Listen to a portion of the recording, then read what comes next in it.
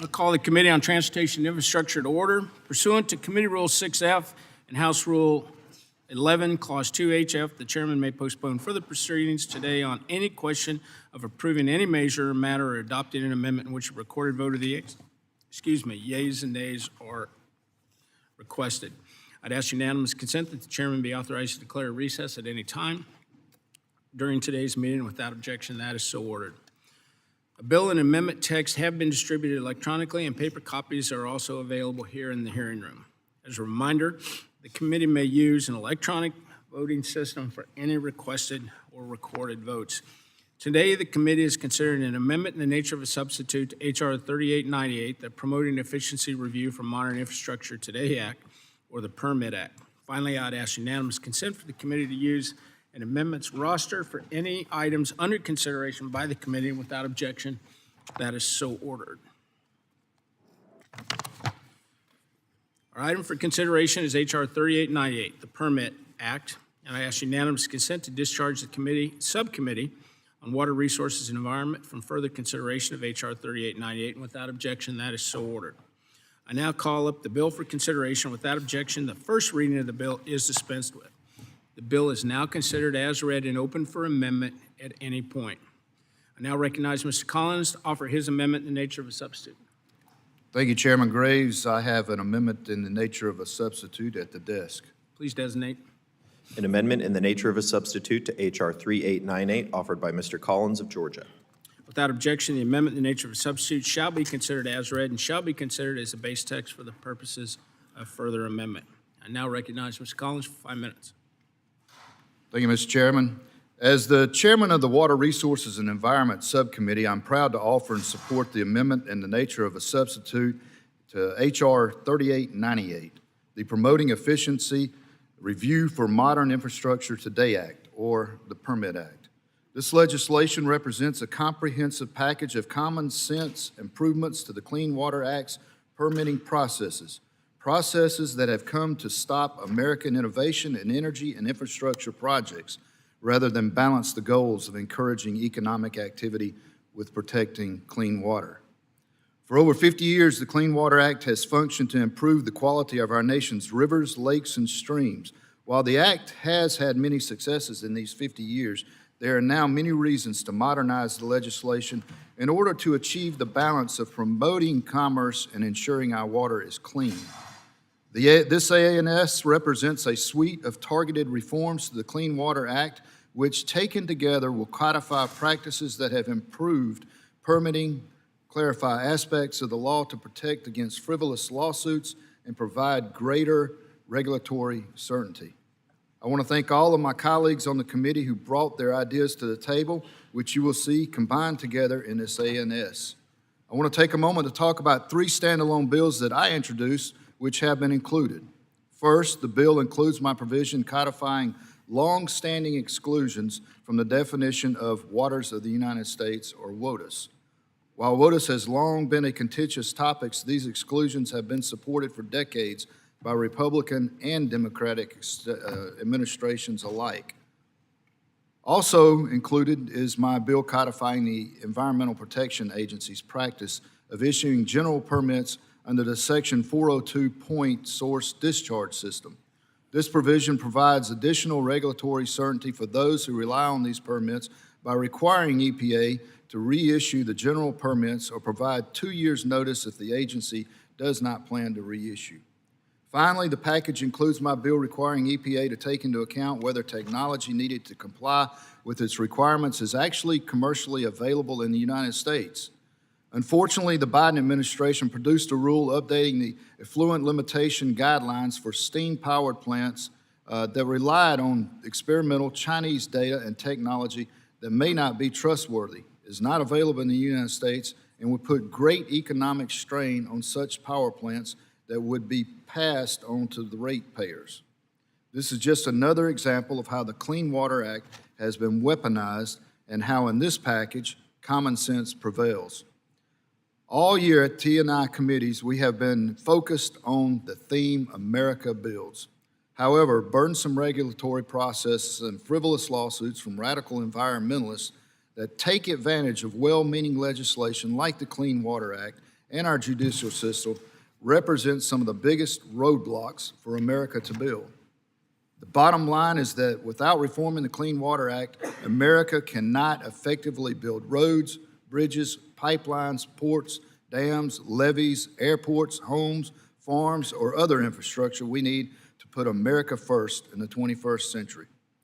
Once again, I thank Chairman Graves and all of my colleagues who have worked on this package. I urge all of my colleagues to support this bill, and I yield back my time. I now recognize Mr. Larson for his statement.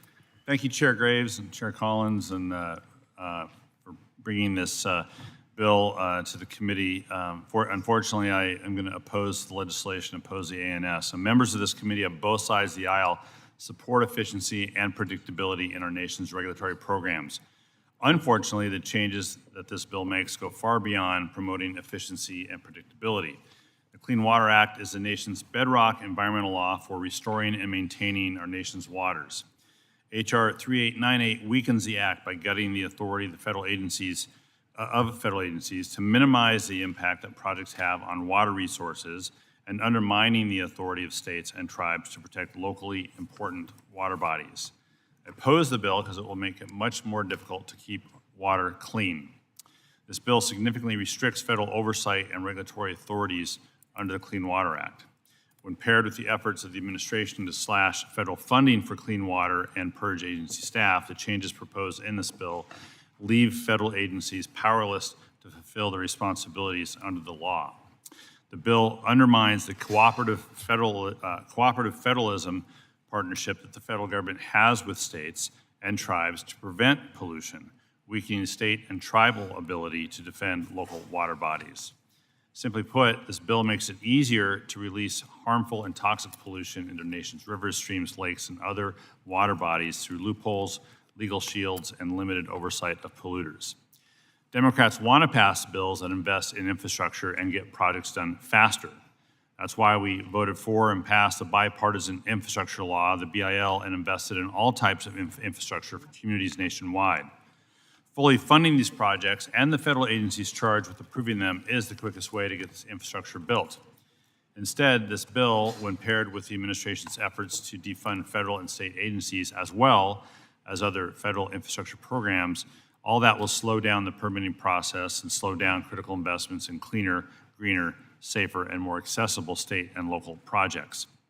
Taken together, the changes in H.R. 3898 will substantially weaken federal, state, and local efforts to restore, maintain, and clean up local water bodies.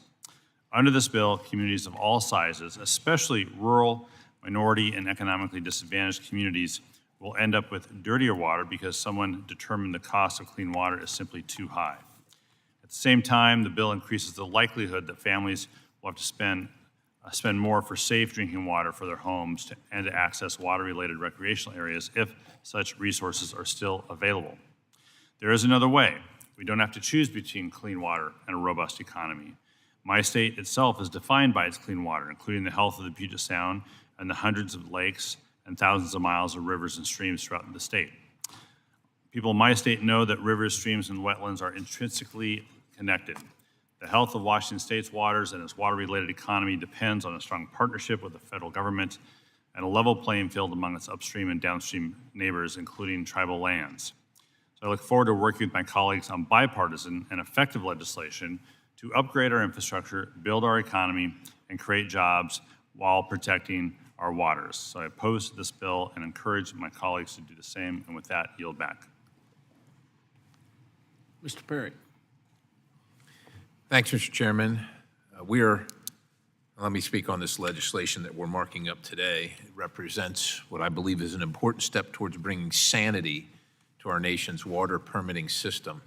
The Permit Act makes significant reforms that remove burdensome regulations, increase the ability of regulated entities to comply with the law, prevent lawfare by radical ideologically driven organizations, increases certainty by allowing for longer permits, and increases transparency. One of the most important fixes is amending the Clean Water Act to ensure that the technologies required by a permit actually exist and are commercially available in the United States. And I'm privy because of a former vocation of seeing some of the requirements where it literally says beyond the limits of technology, but yet somehow the taxpayers are supposed to pay for and somebody's supposed to provide something that is acknowledged as beyond the limits of technology. It is absurd on its face, yet it exists. By removing requirements that are based on fantasy, pure fantasy, we are allowing folks to actually abide by the law while continuing to be able to operate and provide the services that our society demands and deserves. Another critical fix is limiting the scope of Section 401 permits to actual water quality issues, ensuring that states don't abuse Section 401 to kill reliable hydrocarbon projects that power this nation. And I will remind everybody today, you should look at the app at about, I don't know, 6 o'clock this afternoon for the PJM, Pennsylvania, Jersey, Maryland interconnect to see how close we are to shutting down the power grid because of wrong-headed ideas and the pursuit of something that actually doesn't exist. We live in the 21st century in America, and we should be able to produce power in sufficient quantity that we can all stay cool in the summertime and stay warm in the wintertime and turn the lights on without fear of having blackouts. Yesterday, a megawatt was $5,000 at that time, $5,000. So effectively, if you were paying the rate to charge your Tesla, we were paying $500 to charge your Tesla because of wrong-headed ideas, and this is one of the things that this legislation seeks to fix. These critical pieces, along with other common sense reforms made in this bill, will significantly improve the permitting process for regulated entities. This will help drive down the cost of homes, businesses, and commerce, helping to alleviate the regulatory red tape that contributes to inflation, all while powering and providing services to our country and our community that are clean and reliable. I support this legislation and urge all my colleagues on both sides of the aisle, for the sake of sanity and reality, to do the same, and I yield. Mr. Garamendi.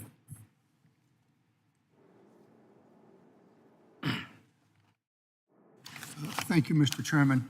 I had not intended to speak at this moment, but I can always count on Scott to get me going. Unfortunately, he's leaving. Embedded in his most recent screed are some very useful thoughts.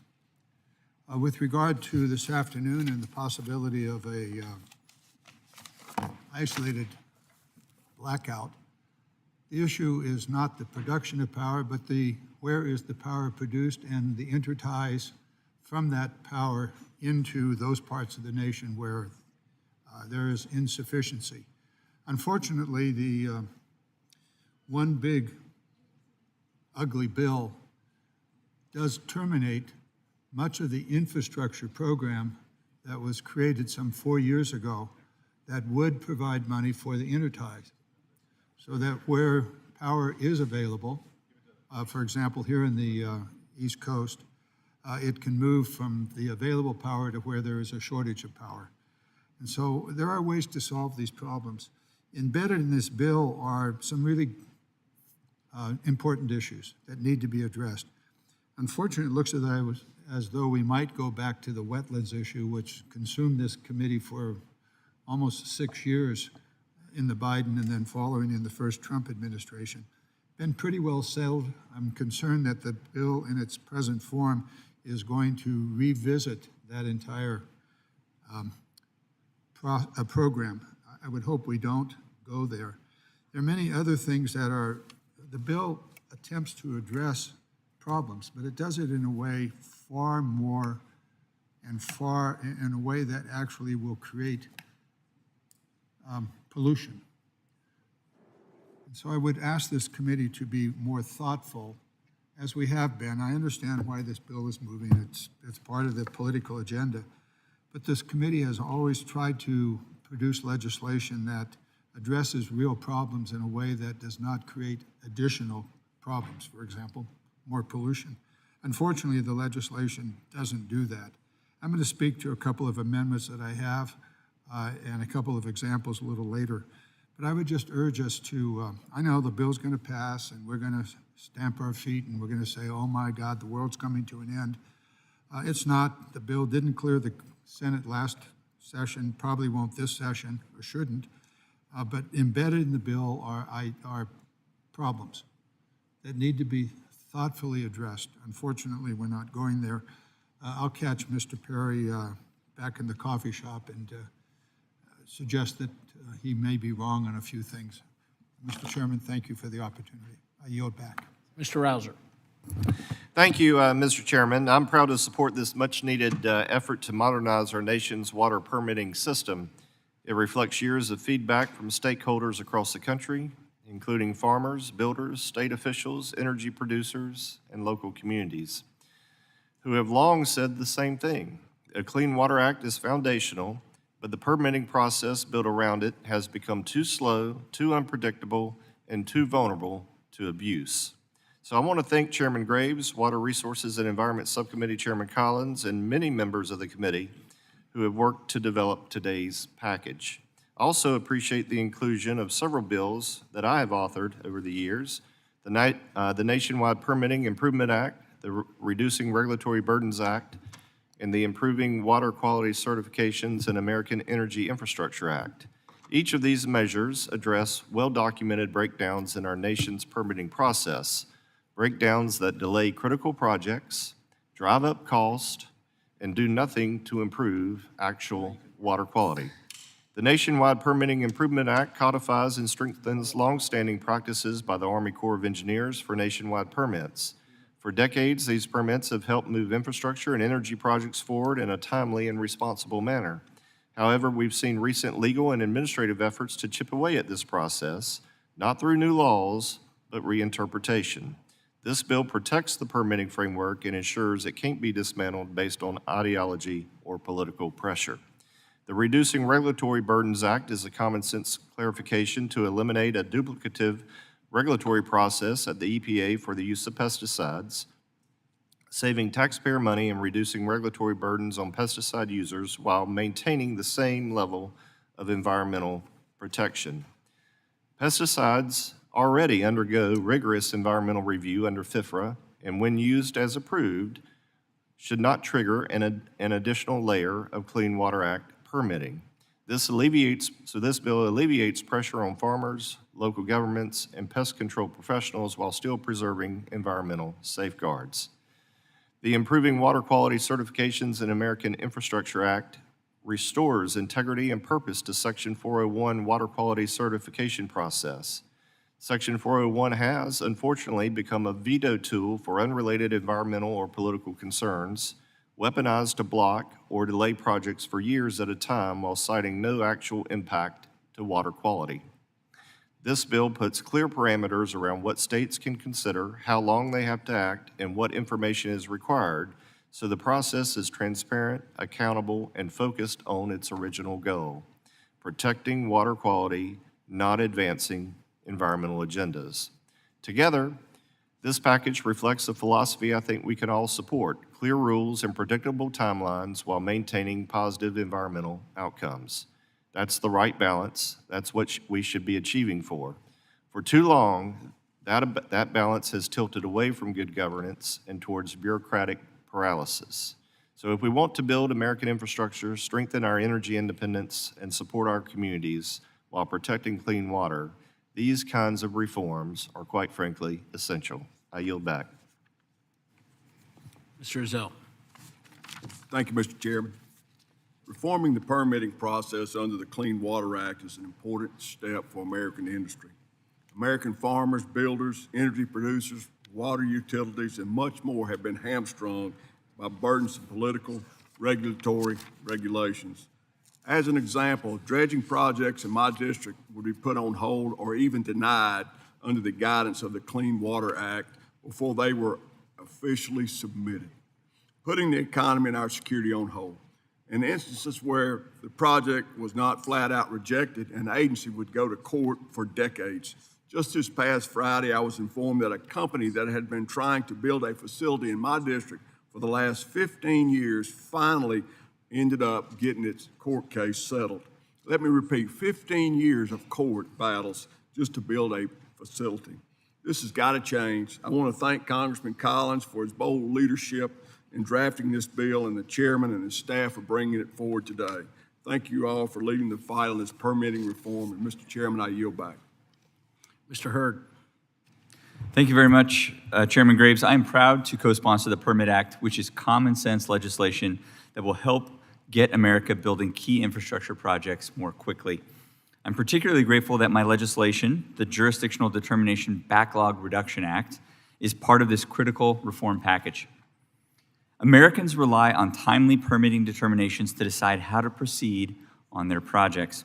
Unfortunately, the U.S. Army Corps of Engineers jurisdictional determination process has failed to meet that timely standard.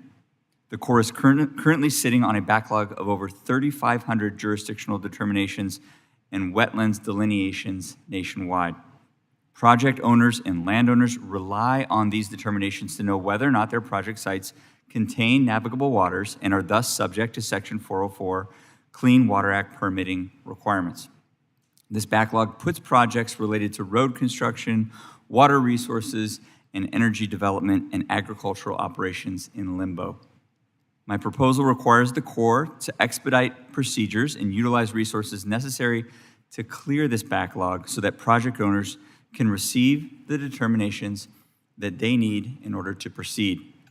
I appreciate the work that Chairman Graves, Chairman Collins, and the Water Resources and Environment Subcommittee staff have put into crafting a bill that cuts red tape, streamlines burdensome and duplicative review processes, and provides Colorado farmers and ranchers, utility providers, builders, and communities with regulatory certainty.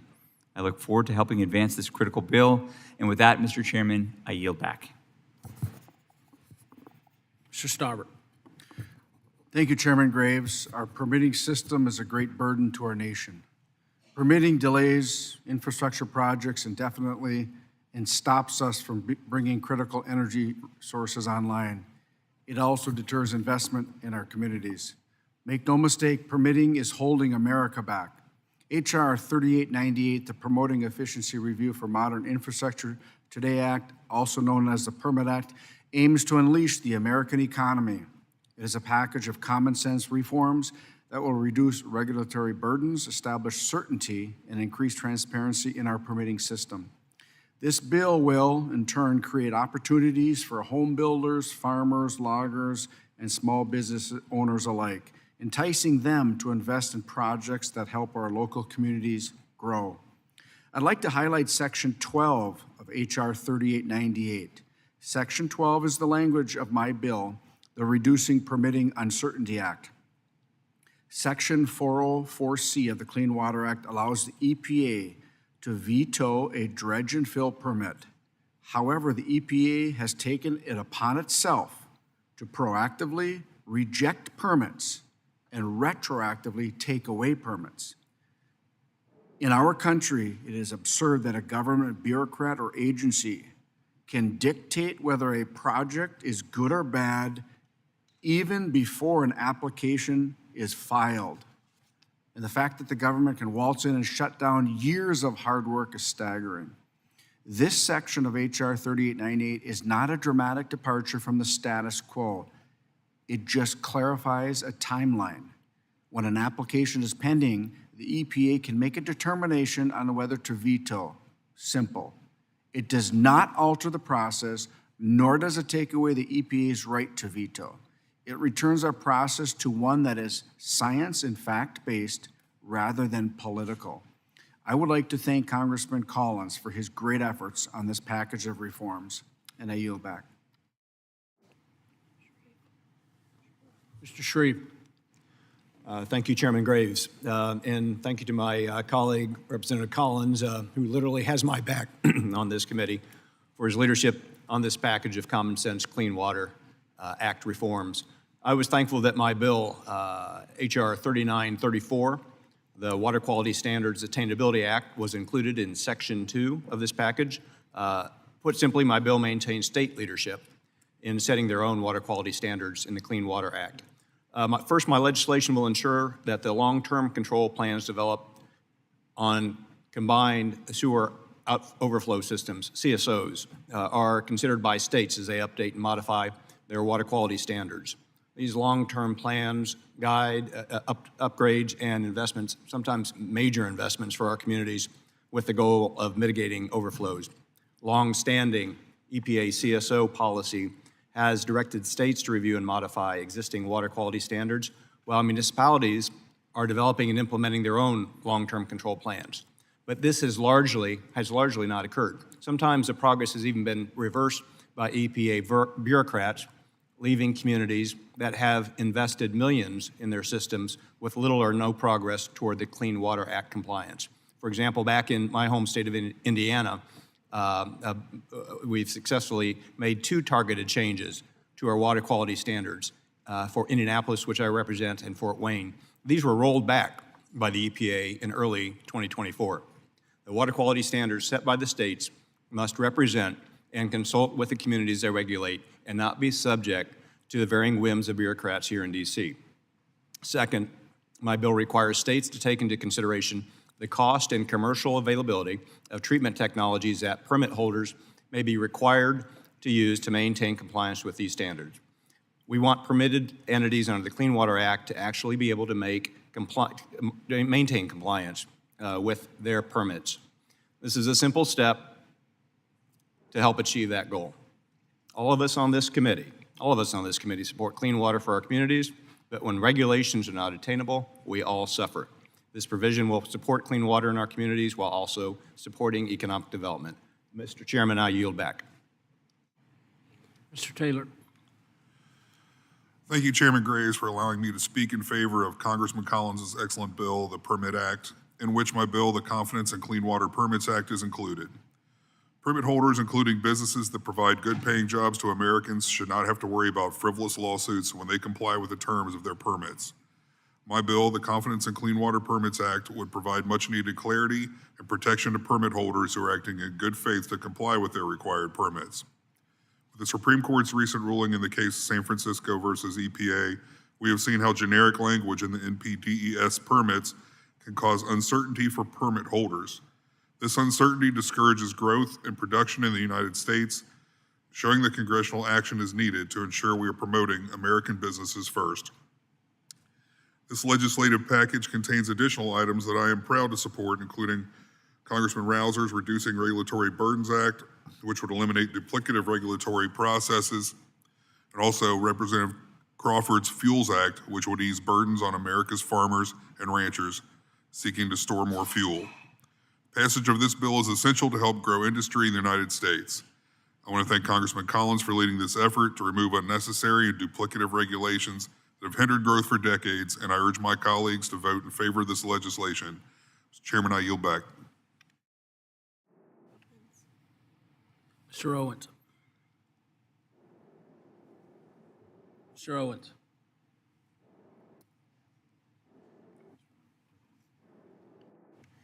Thank you, Mr. Chairman. In Utah, we know how important water is for our families, our farmers, and our future. Just last week, I visited Utah Lake and discussed the work being done to protect and restore this great resource. It is clear our communities care about good water policies. Unfortunately, too many don't have the voice when decisions are made here in D.C. Presently, the EPA can issue water quality criteria shaping how NISPA permits are written without any transparency or public input. By bureaucratic sleight of hand calling this process guidance, the agency avoids proper rulemaking and blocks local communities from having any say or seeking a review. This bill fixes that. It brings the process into the open. It simply ensures public input, accountability, and fairness. So the decisions about the community's water aren't made behind closed doors, but by unelected Washington bureaucrats. I'm proud to support this bill, and I encourage my colleagues to vote yes. Thank you, Mr. Chairman. I'll yield back. Attorneys. Thank you, Mr. Chairman. This bill to address overregulation currently in place, and I really appreciate Representative Collins' leadership. I'm proud that the bill I sponsored, Restoring Federalism, and the Clean Water Permitting Act has become part of this vital legislation. In doing these things, we will encourage states to exercise their rights to administer the 404 permitting program. In Florida, I hear from people all the time that communities preferred it when the Florida Department of Environmental Protection ran the program. When Florida's permitting ability got stripped away, the Army Corps of Engineers could not manage the workload. I doubt a state like California could run this program, but in Florida, we know how to get things done. Florida had its rights stripped away from it by being sued by far-left crazies who hate normal progress, including simple things like building schools. This is just another example of the courts being weaponized by rogue judges, which is the opposite of democracy. I want to thank Representative Aaron Beam for working so hard on this issue. And again, special thanks to Chair Mike Collins for leading this charge. Thank you to my chairman, thank you Chairman Graves, and my fellow members, stakeholders, and most importantly, committee staff, and everyone that has done such hard work to advance this bill. I yield back. Mr. Burleson. Thank you, Mr. Chairman. I want to thank you, along with Chairman Collins, for bringing common sense back to this issue. I want to highlight the portion of that has my bill, the Judicial Review Timeline Clarity Act, which is included in Section 14 of this vital permitting reform package. The legislation takes a critical step towards ending the weaponization of Section 404 of the Clean Water Act by partisan environmentalist nuts. Section 404 of the Clean Water Act regulates dumping dredge and fill materials into the waters of the USA, or WOTUS. It sounds straightforward, but the vague WOTUS definition has been exploited by environmentalist activists and bureaucrats to claim that every ditch and every puddle on your land is federal property, which is hogwash. Even after the 2023 Sackett versus EPA decision sought to limit WOTUS's overreach, the permitting process remains a bureaucratic maze. Activists use litigation to stall projects for years, targeting farmers, small businesses, and critical infrastructure projects. These are not environmental champions. They are anti-growth zealots who lock up land and drain wallets. And the damage is in the billions. Installed infrastructure, farmers scared to plow, small businesses crushed, and endless litigation that wastes resources that could clean real rivers and restore actual wetlands. The Judicial Review Timeline Clarity Act offers a fair, common-sense solution. It establishes a 60-day window to challenge Section 404 permits after the Corps of Engineers grants authorization.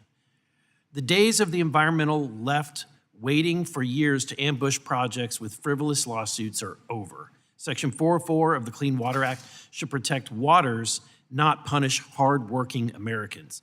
The Judicial Review Timeline Clarity Act cuts through the red tape, ends bureaucratic overreach, and restores sanity and common sense to the permitting project.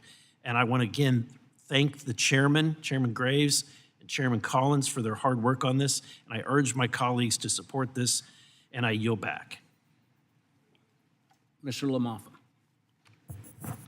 Thank you, Mr. Chairman. I appreciate it. Thank you for including my bill, the Forest Protection and Wildland Fire Safety Act of 2025, in the amendment and nature substitute that we're considering.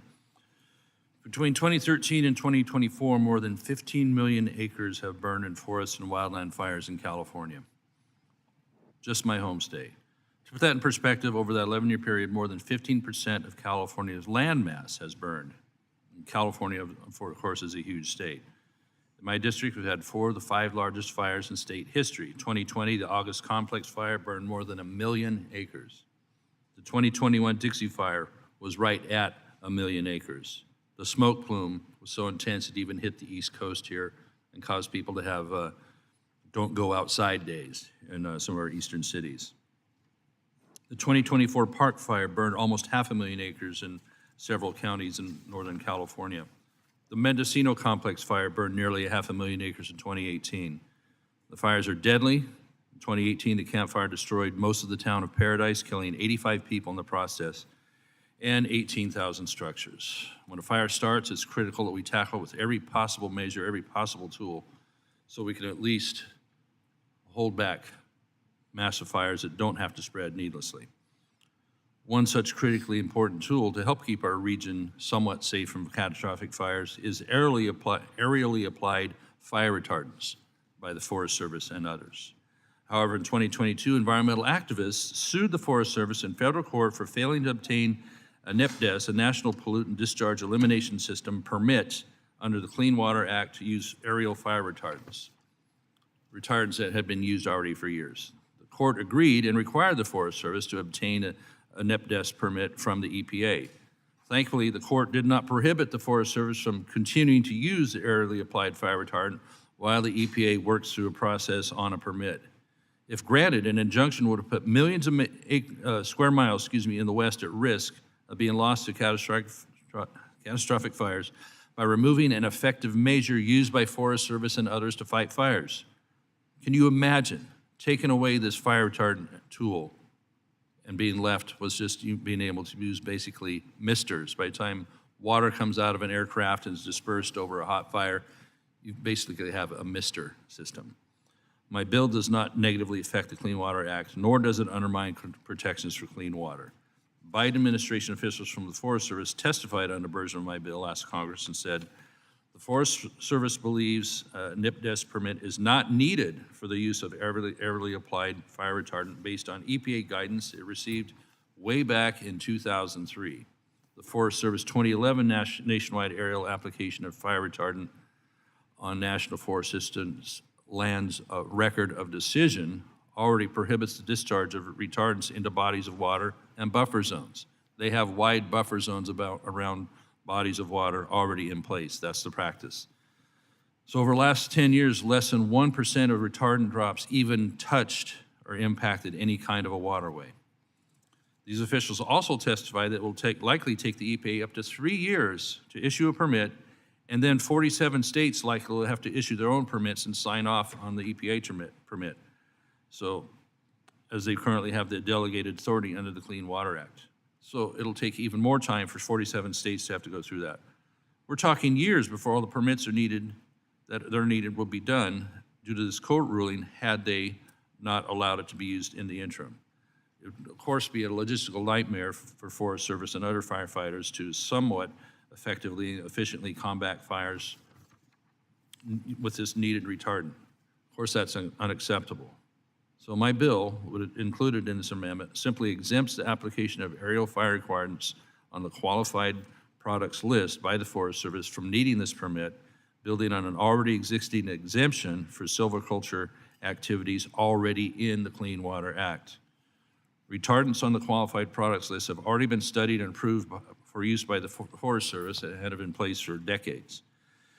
Many of you know my work to improve forest management and reduce risks of fire, but I think Forest Service officials actually summed it up well, saying, and I'll quote, aerially delivered long-term fire retardant is part of an integrated firefighting strategy and is an essential tool the Forest Service and the interagency community uses in support of ground-based firefighting resources.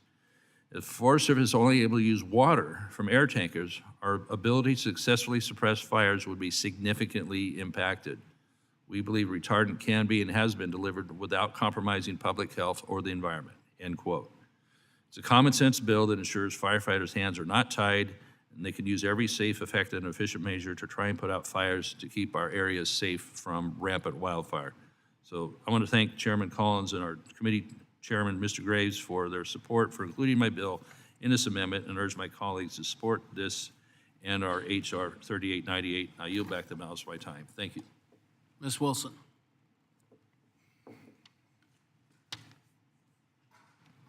Mr. Chair, I move to strike the last word.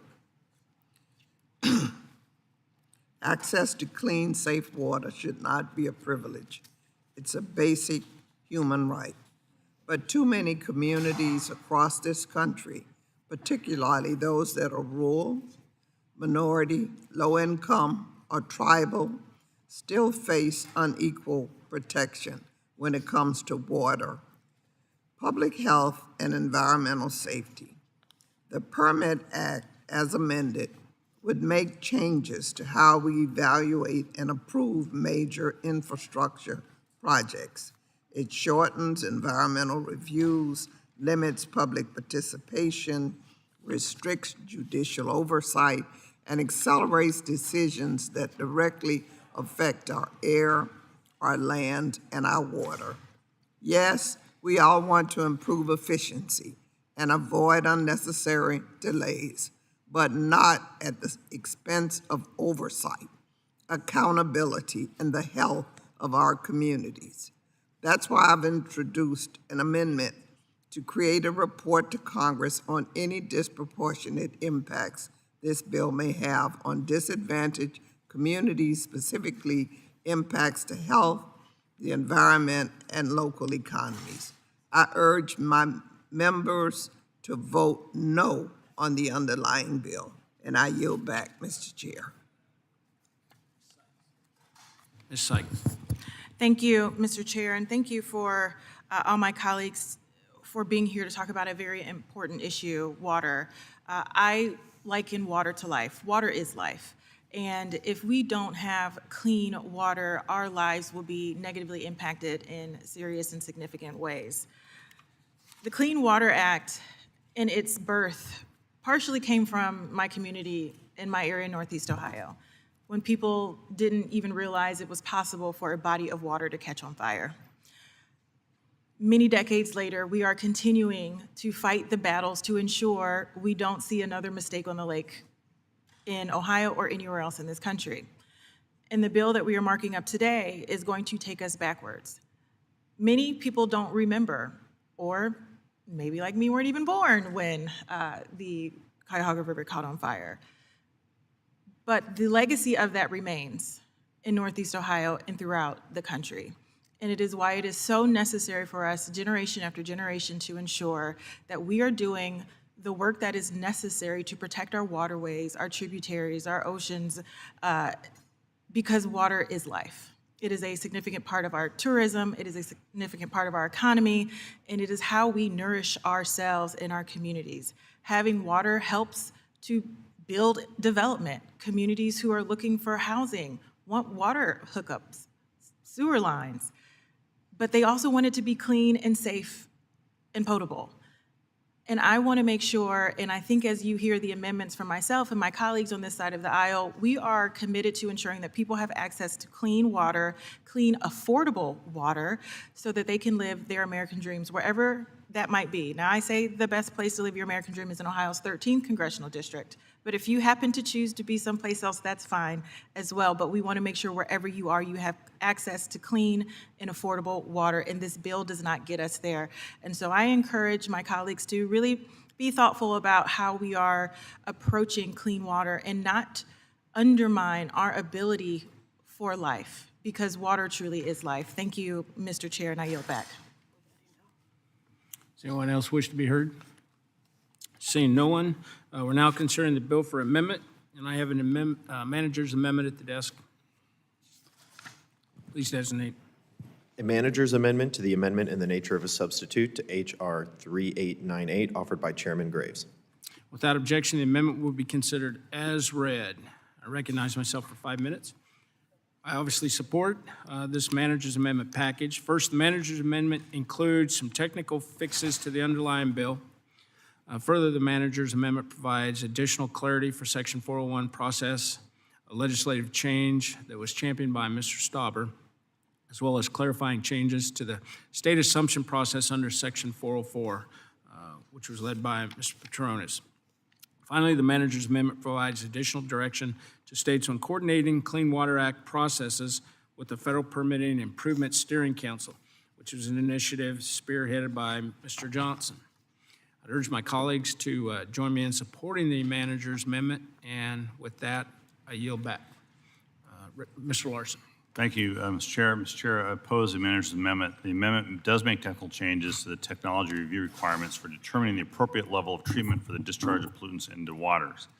Like the base bill, this amendment tells communities of all sizes, especially rural, minority, and economically disadvantaged communities, that clean water is simply too costly for them to have. This amendment also incorporates the text of two amendments filed individually by my colleagues on the other side of the aisle. The first one modifying language in the underlying bill related to the state assumption of wetland programs. It does not, however, address the fact that language reduces judicial review when states assume responsibility. The Second Amendment continues to undermine the partnership between federal and state agencies to protect clean water. The underlying bill pulls the rug out from under states that engage in the cooperative federalism that has made the Clean Water Act successful for over a half a century. The manager's amendment does not improve the bill. It does not defend the state's authorities to protect their waters for public health and the environment. So I do oppose this amendment and urge my colleagues to do the same. With that, I yield back. Mr. Stauber. Thank you, Chairman Graves. My amendment, which is included in the manager's amendment, addresses a pressing and topical issue. For the first time in the history of the Clean Water Act, the United States Army Corps convened a Section 401A2 hearing between the EPA and a project sponsor. In northern Minnesota, New Range Copper Nickel is proposing a copper, nickel, cobalt, and platinum group metal mining project in my district and has purchased an existing brownfield site used by an iron mining company to develop much-needed critical minerals for our 21st century economy. For those that don't know, my district alone accounts for 95% of America's nickel, 88% of America's cobalt, 75% of our platinum, and more than 1/3 of our copper.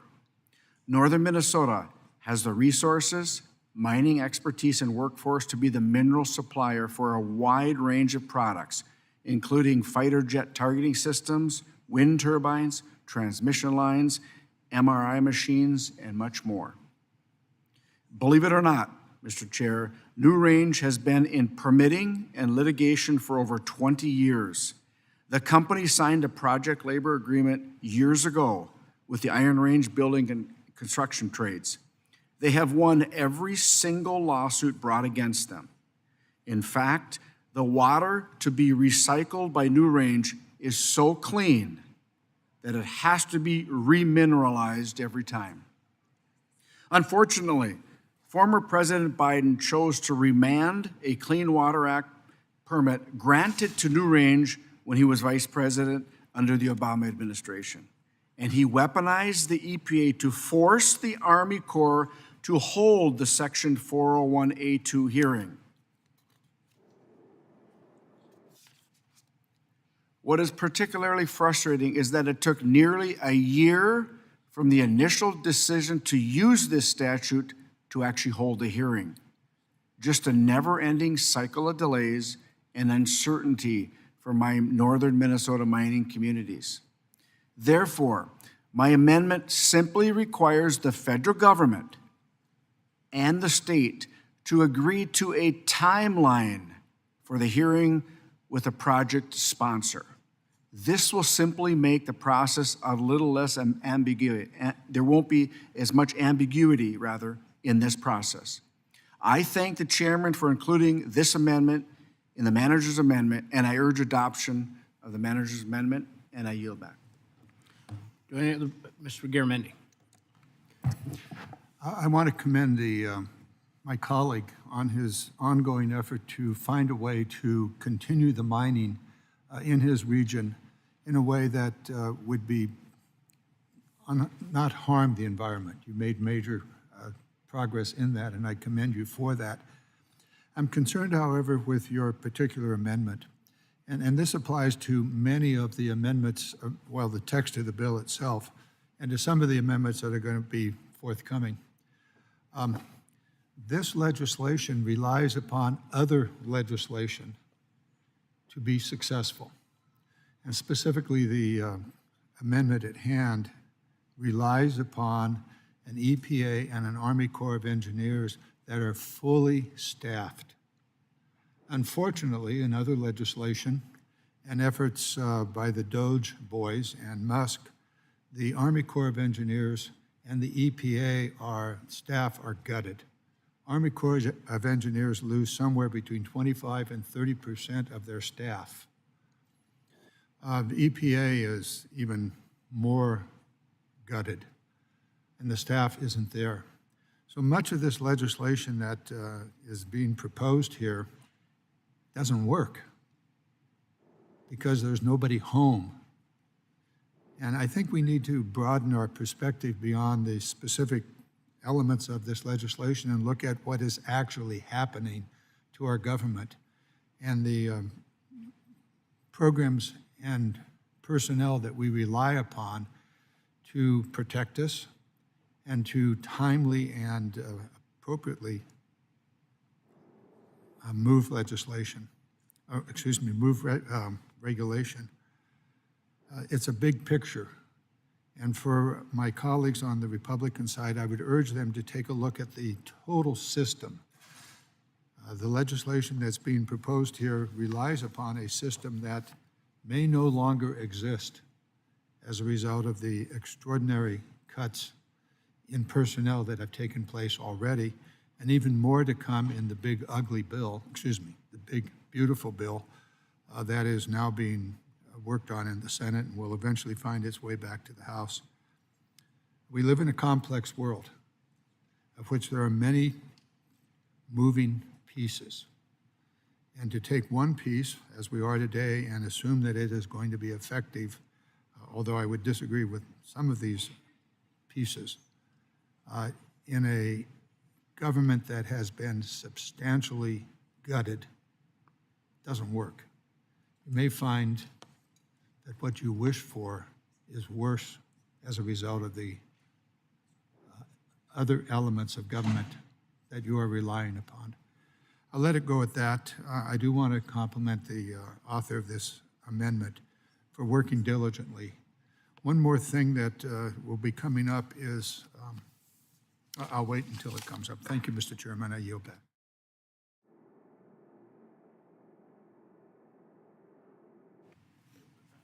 Does anyone else wish to be heard on the amendment? Seeing none, are there any amendments to the amendment? Seeing none, the question is on the amendment. All those in favor signify by saying aye. All opposed signify by saying nay. It appears the ayes have it. The amendment, the manager's amendment is agreed to. We're now considering the bill for amendments. For what purposes, Mr. Larson? I have an amendment at the desk. Please designate. An amendment to the amendment in the nature of a substitute to H.R. 3898, offered by Ranking Member Larson, number 01. Without objection, the amendment will be considered as read. And Mr. Larson, 5 minutes. Thank you, Mr. Chair. My amendment removes 3 provisions from the bill which undermine the partnership the federal government has had with states and tribes to protect against the pollution of local water bodies. Much of the success of the Clean Water Act comes from the shared responsibility between federal agencies and states in protecting clean water.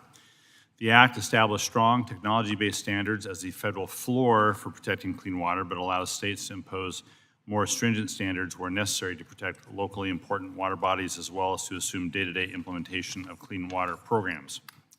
This partnership model has doubled the number of waters that are safe for fishing, swimming, and drinking since the Act's enactment in 1972. The underlying bill will undermine that partnership. This amendment restores the ability of states to make these locally important decisions related to local water quality. My colleagues claim that a handful of states are abusing their Clean Water Act authority to block critical energy development projects from moving forward. This suggests that certain states are misusing the authority to block all kinds of projects for reasons wholly unrelated to the protection of local water quality as a justification for the changes in the underlying bill. However, facts suggest otherwise.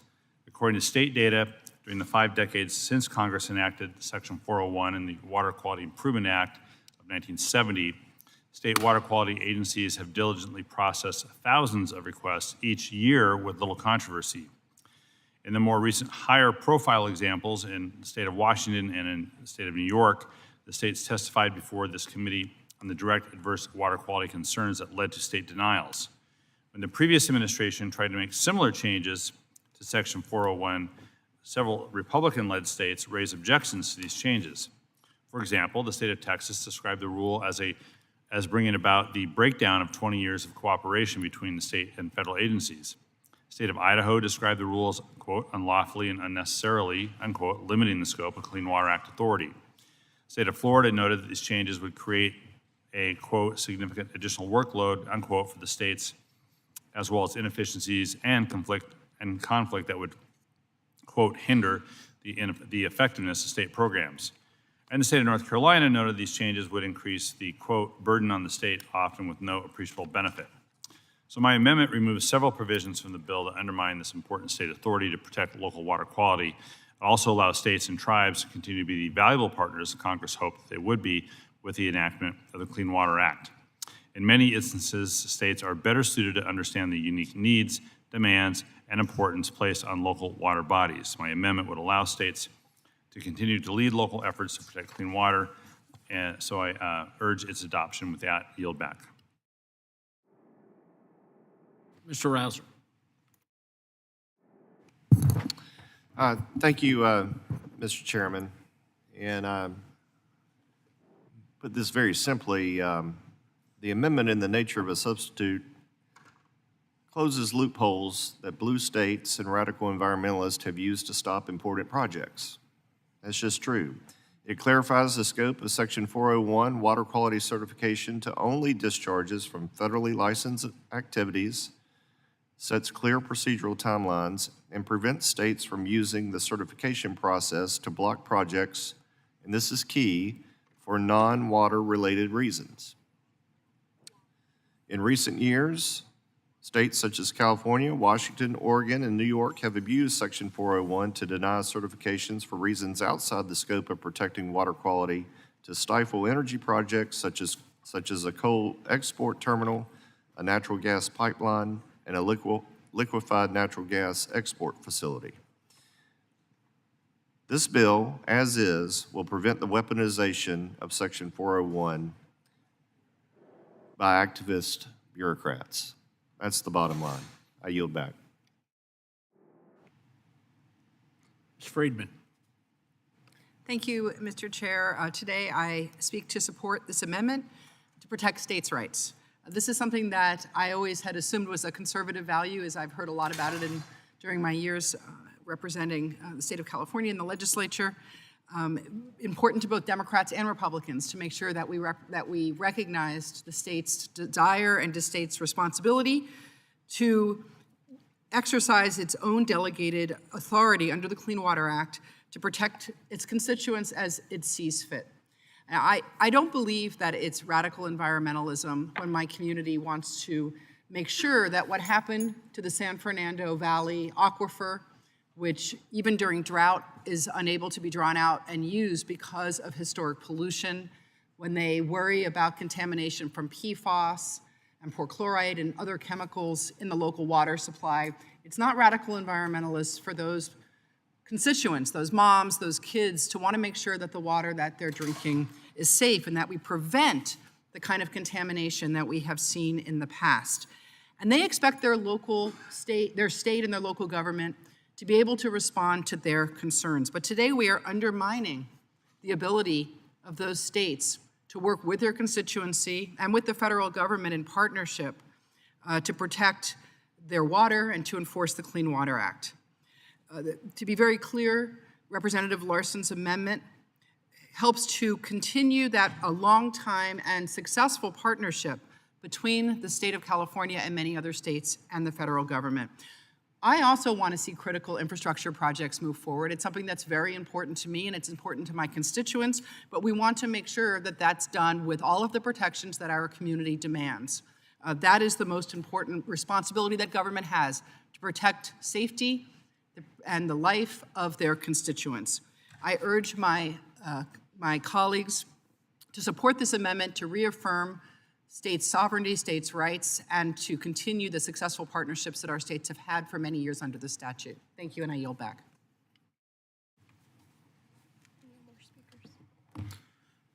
Does anyone else wish to be heard on the amendment?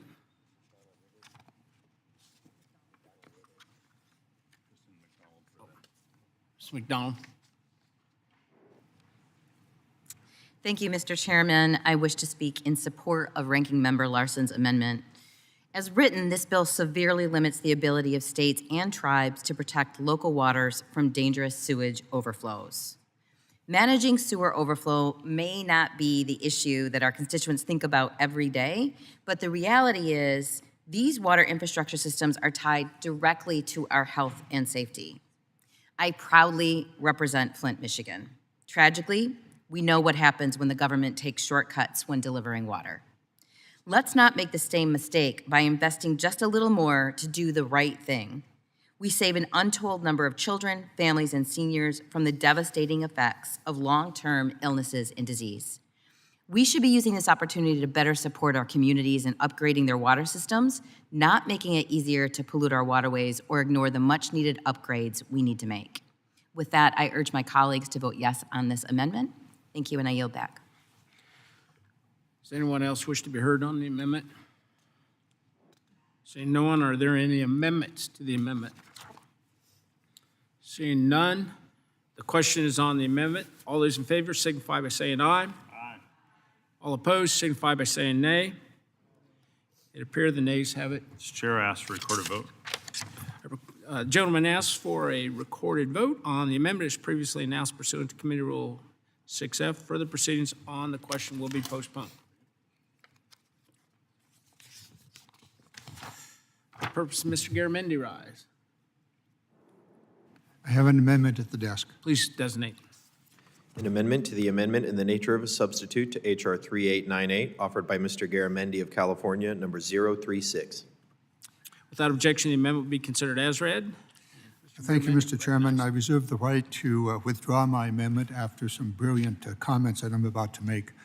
I want to thank the chairman and the majority for providing in this document most of what we have been attempting to do for some time by extending the period of time in which a NEPA's permit for public works would be valid. Presently, it's 5 years, and given the complexity of the issue, the complexity of the construction and the like, that permit is woefully short of time.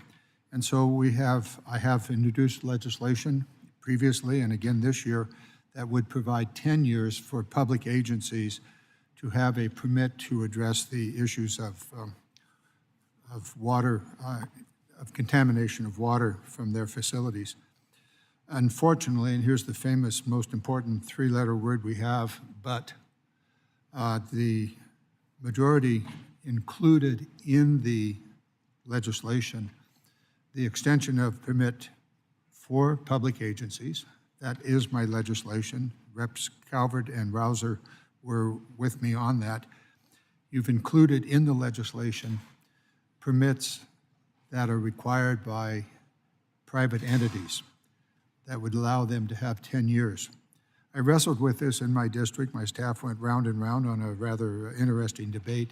And then they reminded me, sir, you have 5 oil refineries in your district, all of Northern California refineries. And giving those refineries 10 years to address a water quality issue that is discharged from the refineries is a non-starter in my district. My amendment would remove the 10-year permit window for private entities while maintaining the 10-year permit window for public entities. I would ask that we give a thought to this as the legislation moves along. I would ask my colleagues to think about their own districts and some of the private companies. Maybe it's a mining company, or maybe it's a oil refinery or some other entity. And do you want to give them 10 years to resolve a discharge problem that affects your community? I suspect you want to think through that. Unfortunately, I don't believe we're going to have the votes here, and I will withdraw this amendment. But I would ask the majority to keep in mind that there is a difference between public agencies and the time necessary for them to meet the discharge requirements and a private entity that should be out and about it more quickly. So with that, Mr. Chairman, I withdraw my amendment, but ask for your consideration in the future. Thank you. Yeah, thanks, John.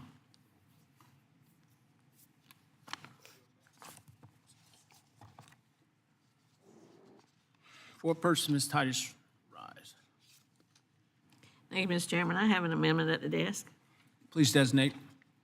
An amendment to the amendment in the nature of a substitute to H.R. 3898, offered by Ms. Titus of Nevada, number 173. Without objection, the amendment will be considered as read. Ms. Titus. Thank you, Mr. Chairman. I have grave concerns about the long-term implications of this bill on critical protections for waterways across the United States, but especially in Nevada and other arid regions of the Southwest. The Clean Water Act, signed into law in 1972 by a Republican president, is the main federal law protecting our waterways in the country. In 2023, as we have been discussing, the Supreme Court issued its decision in Sackett versus EPA that significantly reduced the waters that are protected under this critical law. By stripping critical protections for a vast quantity of wetlands and streams across the U.S., Sackett exposed communities to increased flooding. It threatened their drinking water, and it destroyed critical ecosystems. Now Republicans are seeking to codify a key element of Sackett in this bill by exempting ephemeral streams from Clean Water Act protections. This would be especially devastating in Nevada, where nearly 88% of streams are ephemeral. This includes streams that feed into the Colorado River and will have a profound impact on drinking water supplies throughout the basin.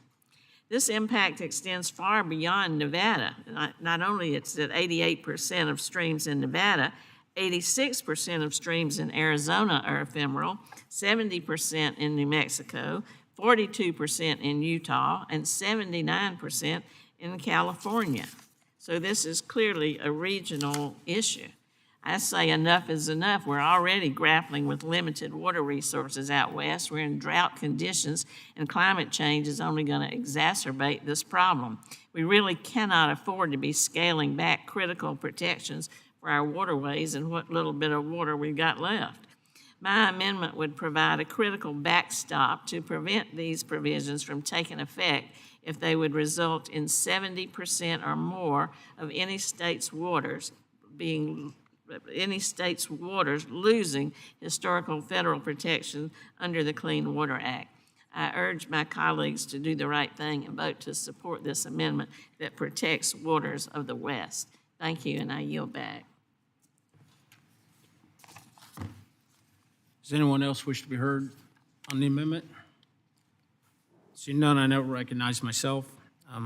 Unfortunately, I do oppose this amendment. I think it serves to delay the implementation of the legislation. I also think that it denies states that are hardest hit by the WOTUS definition from the relief that they need the most. The underlying text, it does codify longstanding exemptions from the definition of a WOTUS, which establishes the scope and jurisdiction of the Clean Water Act. I look forward to continuing to work with the Trump administration on a clear and durable definition of WOTUS that adheres to the Supreme Court's Sackett decision. And with that, I yield back.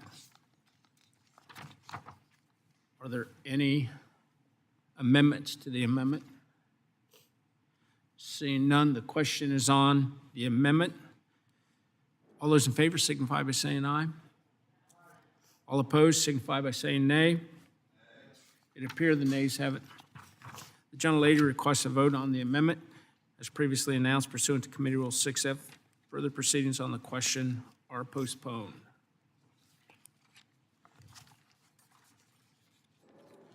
What purpose is Ms. Wilson seek recognition? Ms. Wilson? Ms. Wilson? You have an amendment? Designate the amendment. An amendment to the amendment in the nature of a substitute to H.R. 3898, offered by Ms. Wilson of Florida, number 037. Without objection, the amendment will be considered as read. Ms. Wilson, you recognize.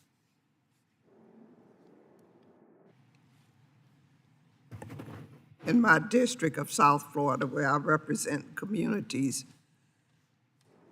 are already dealing with contamination and aging water systems.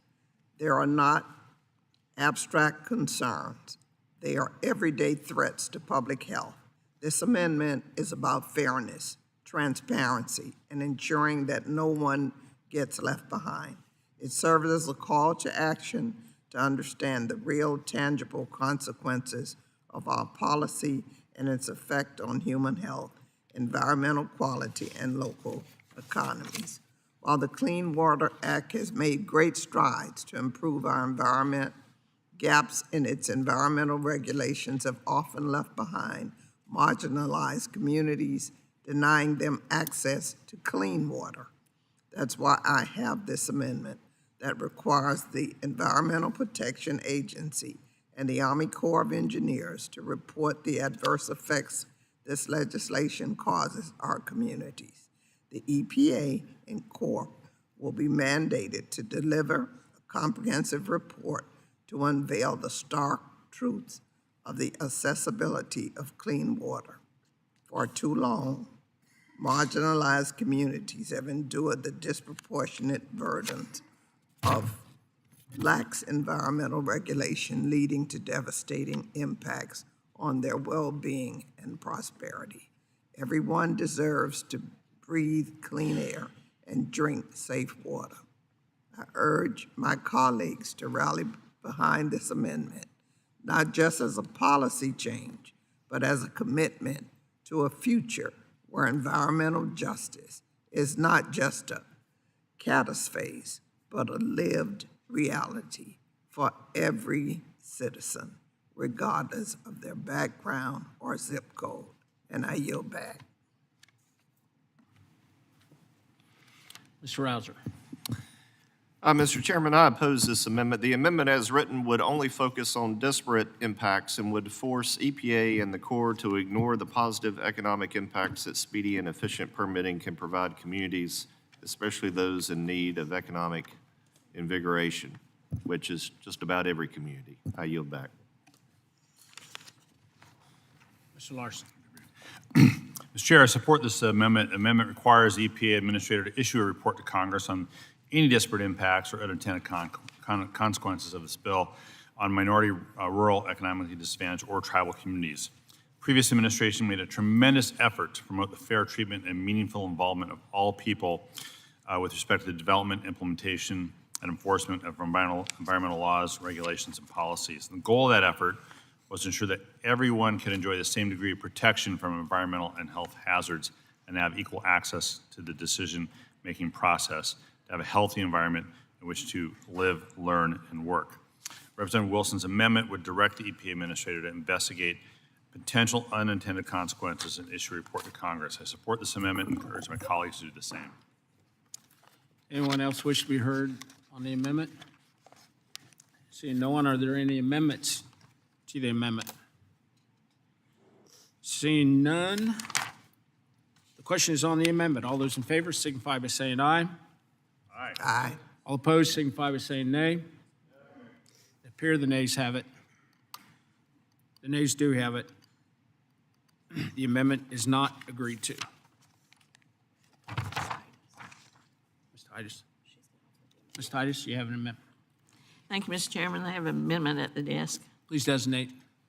An amendment to the amendment in the nature of a substitute to H.R. 3898, offered by Ms. Titus of Nevada, number 031. Without objection, the amendment will be considered as read. Ms. Titus, you're recognized on behalf of Mr. Stanton. Thank you, Mr. Chairman. I'm actually speaking for Mr. Stanton, and this is introduced by him, and his comments are related to Arizona, but because we share the desert Southwest, many of these principles apply to my district in Nevada as well. So it's all across the Southwest, much as the amendment that I introduced earlier. Mr. Stanton's amendment starts from the premise of do no harm. This amendment would pause the implementation of any of the changes proposed in the bill until the EPA administrator determines that they will not have an adverse effect on drinking water sources or on the health of surface waters in arid and desert-prone areas. Safeguarding our water and making sure we have enough clean water are essential to our economy and way of life. In Arizona, 54% of the water supply comes from surface water, including the Colorado River and other in-state rivers like the Salt and the Verity rivers. Safeguarding these surface waters is a priority for everyone across the state and across the Southwest. Extreme heat and drought that were once an arid region issue now are being felt nationwide. We're feeling them here in Las we're feeling them in Las Vegas too, but we're feeling them here in Washington this week. Just go outside. And the corresponding uncertainty highlights the critical importance of protecting our rivers, streams, lakes, and groundwater recharge areas as potential drinking water sources.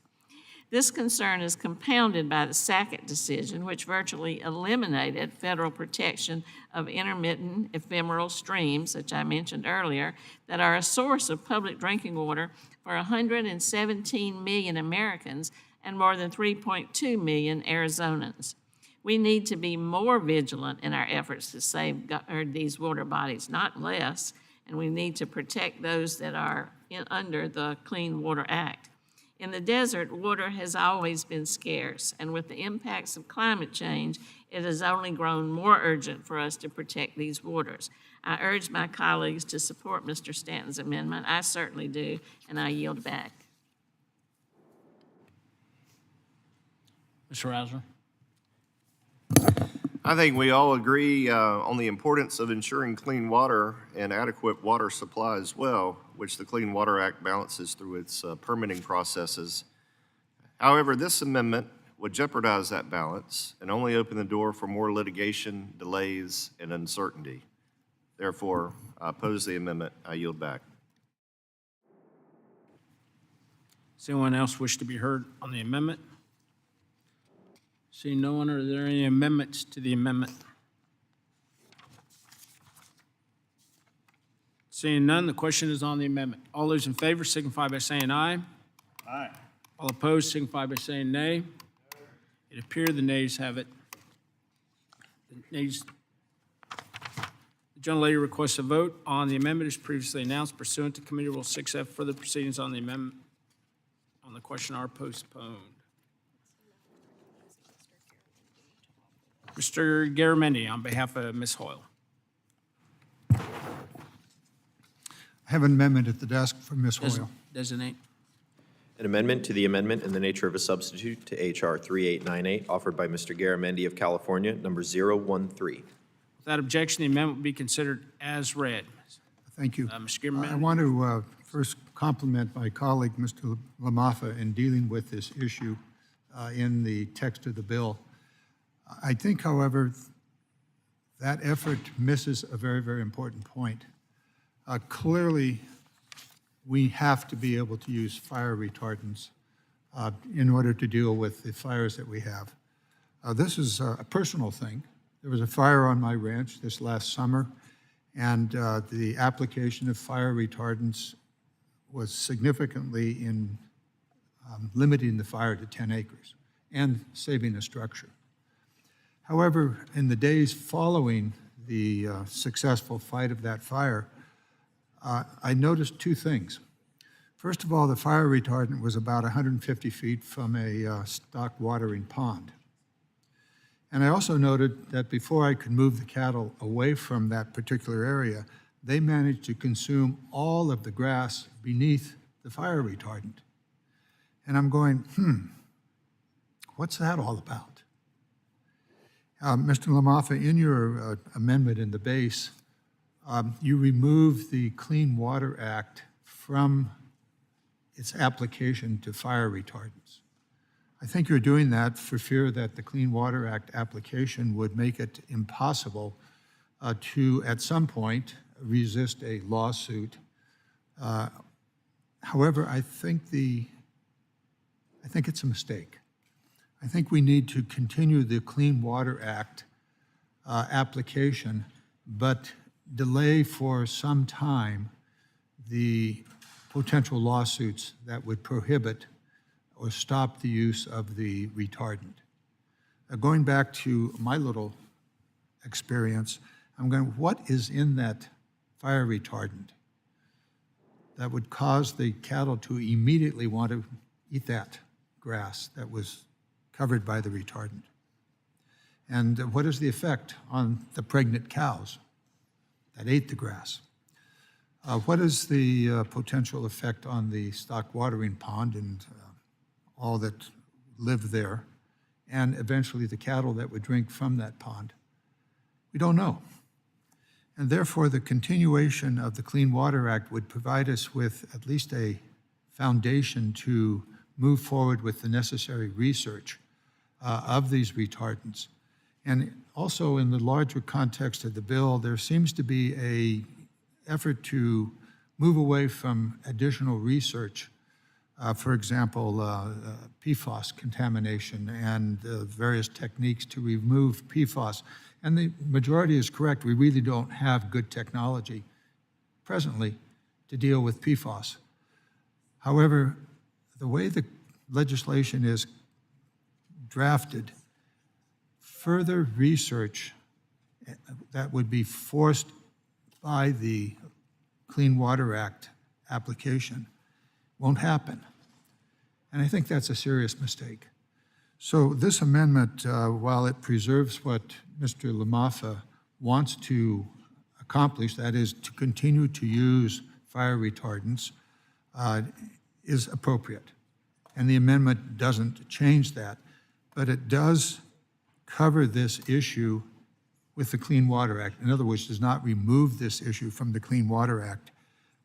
Clearly, it would achieve the goal of Mr. LaMaffa that some lawsuit would prohibit the application of these retardants. I don't want that to happen, and Ms. Hoyle's amendment doesn't stop in any way, and in fact, maintains Mr. LaMaffa's goal, but does put the entire issue under the Clean Water Act so that in the future, research would continue by the pressure of the Clean Water Act and resolve what is a dilemma, or at least in my mind.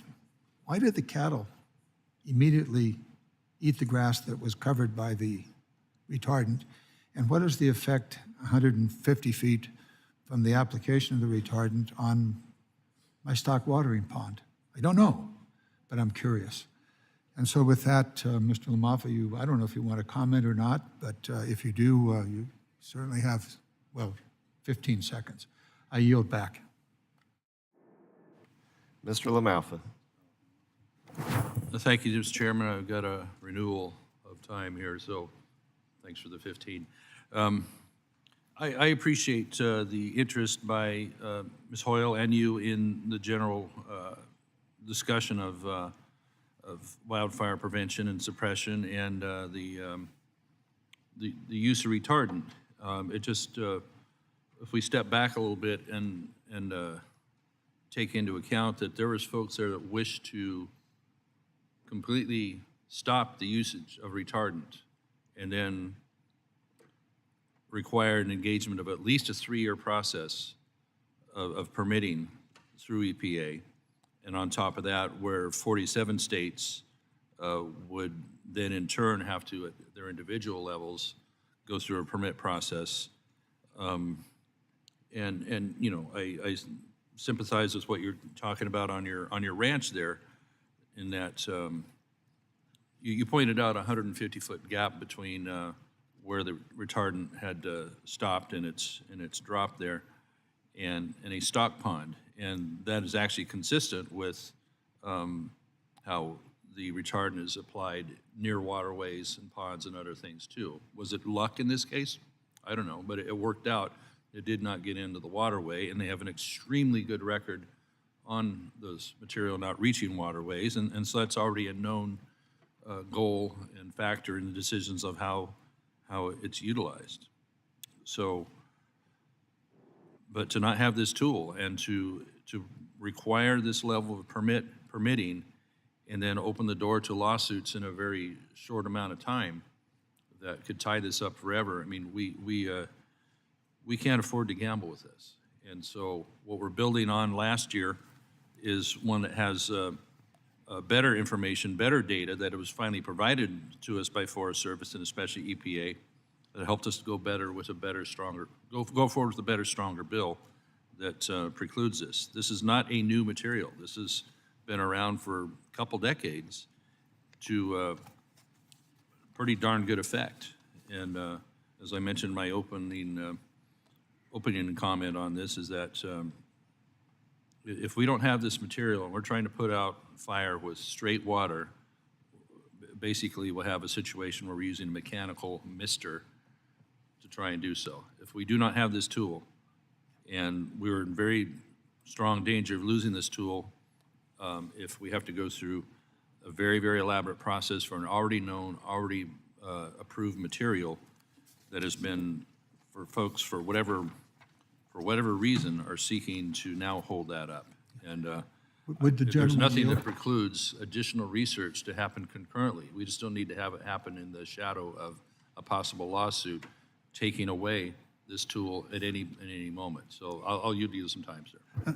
Thank you, Mr. LaMava. I want to commend you for the underlying bill. I agree with you 100%. We have to have this tool. Lawsuits, an example is extent, would make this tool unavailable. Your legislation makes it very clear that the lawsuits cannot proceed and cannot stop the use of this tool. And I agree totally with that. Ms. Hoyle's amendment deals with the removal of this tool from the Clean Water Act. And her amendment simply continues this particular tool, that is the retardant, being subject to the Clean Water Act.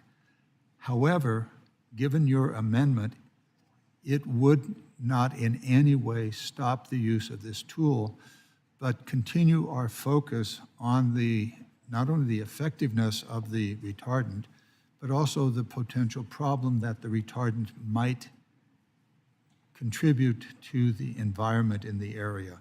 150 feet, it turns out it's directly downhill, and that's my problem. I'll just have to live with that. And I'm glad that there is a 150-foot buffer zone in the current law. I commend you for what you're doing, but I would urge that the amendment simply continues this particular chemical, retardant, under the jurisdiction of the Clean Water Act, but would not in any way change your underlying amendment, which prohibits the use of a lawsuit to stop the application of the current retardants. Thank you. I'll With that, reclaim. There's a limited window with which we would be not subject to lawsuit, and that's my concern, because we do not need in the middle of a 2027 fire season or something a complete shutdown of the ability to use this. And so that's why I've moved to strengthen this protection of being able to use this. We're in no way precluding the additional research for a decades-old material that has been used successfully all this time with, as long as applied properly, not near waterways, that we show good success. So I need to yield back. Thank you, Mr. Chairman. The chair appreciates the yield back. Any other members wish to comment? Well, let me say I oppose this amendment. Over the last year, communities across our country have faced devastation caused by wildfires. The underlying bill will exempt aerial fire retardants from requiring a permit under the Clean Water Act. This is effectively codifying the EPA's longstanding position on the issue, which changed only recently due to litigation from environmentalist groups. The safety of American citizens and the protection of property should be the top concern when the threat of fire is present, and we should not put our communities at risk. And for those reasons, I oppose the amendment. All right. Seeing no other members who want to make comment, are there amendments to the amendment? Seeing none, the question is on the amendment. All those in favor signify by saying aye. Aye. All those opposed signify by saying nay. In the opinion of the chairs, the nays have it. Yes, sir.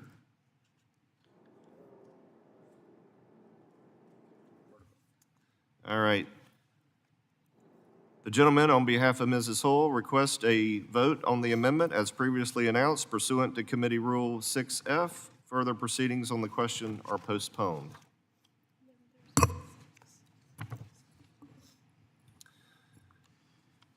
For what purpose does Ms. Sykes seek recognition? Mr. Chair, I have an amendment at the desk. The clerk will designate the amendment. An amendment to the amendment in the nature of a substitute to H.R. 3898, offered by Ms. Sykes of Ohio, number 046. Without objection, the amendment will be considered as read. Ms. Sykes is recognized for 5 minutes to speak on her amendment.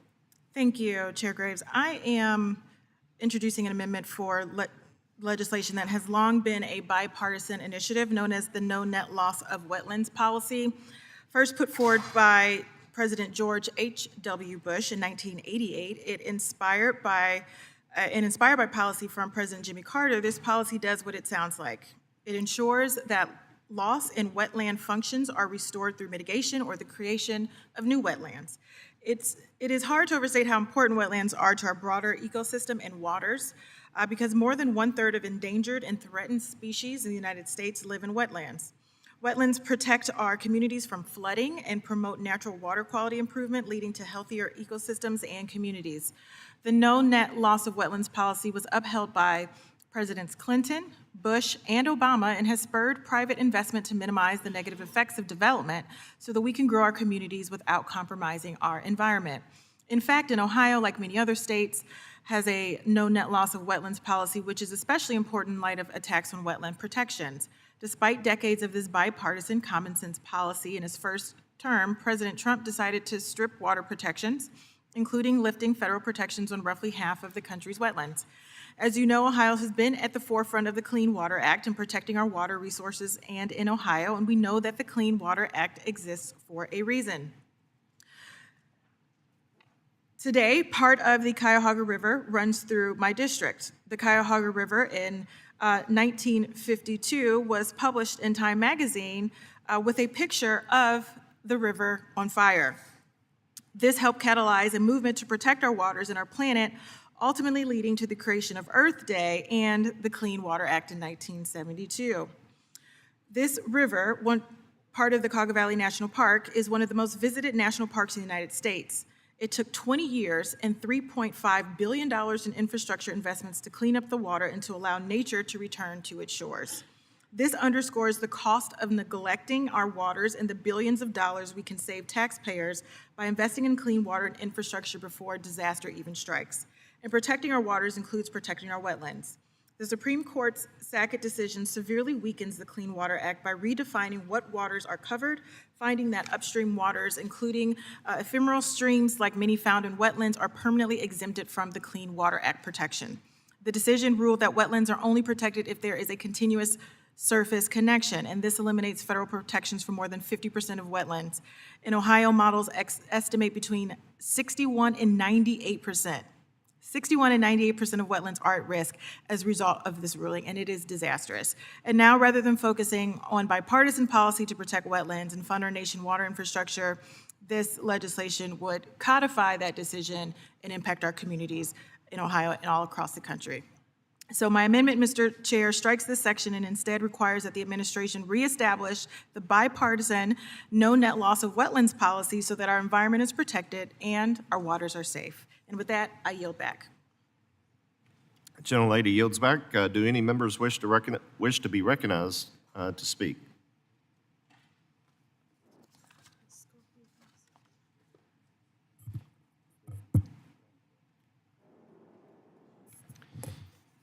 Thank you, Mr. Chairman. I'd like to speak on behalf of... Yes, you're recognized. Sorry. Thank you. Apologies. Yeah. Okay. Thank you, Mr. Chairman. I'd like to speak on behalf of this amendment offered by a fellow Great Lakes state member here. We know how important these freshwater resources are, and the Sackett versus EPA decision took our country in the wrong direction when it came to these wetlands, which, as Ms. Sykes said, provide such incredible natural barriers to flooding. In the decision in Sackett versus EPA, Justice Alito wrongly calls them fetid waters. They're anything but. They provide incredible natural barriers to pollution and flooding in our Great Lakes. We can come together and find a solution around how to make sure that individuals who don't intend to pollute our wetlands get the permits that they need to move forward without filling up these critical wetlands and contaminating our waters. And I invite my colleagues on the other side to come together and ensure that this happens. But the no net loss of wetlands is a longstanding bipartisan solution, and I strongly support this amendment. Any other members wish to be recognized? Well, I'd like to thank Ms. Sykes for her amendment. I recognize myself for 5 minutes to speak on it. Unfortunately, I oppose the amendment. This legislation codifies longstanding exemptions to the WOTUS definition for waste treatment systems, prior converted cropland, groundwater, and ephemeral features that have been reaffirmed by both Democrat and Republican administrations. This amendment would add unnecessary complexity and uncertainty, and therefore I must oppose. Let's see here. Are there amendments to the amendment? Seeing none, the question is on the amendment. All those in favor, say aye. Aye. All those opposed, say nay. In the opinion of the chair, the nays have it. The amendment is not agreed to. Mr. Chair, I request a recorded vote. The gentlelady requests a vote on the amendment as previously announced pursuant to Committee Rule 6F. Further proceedings on the question are postponed.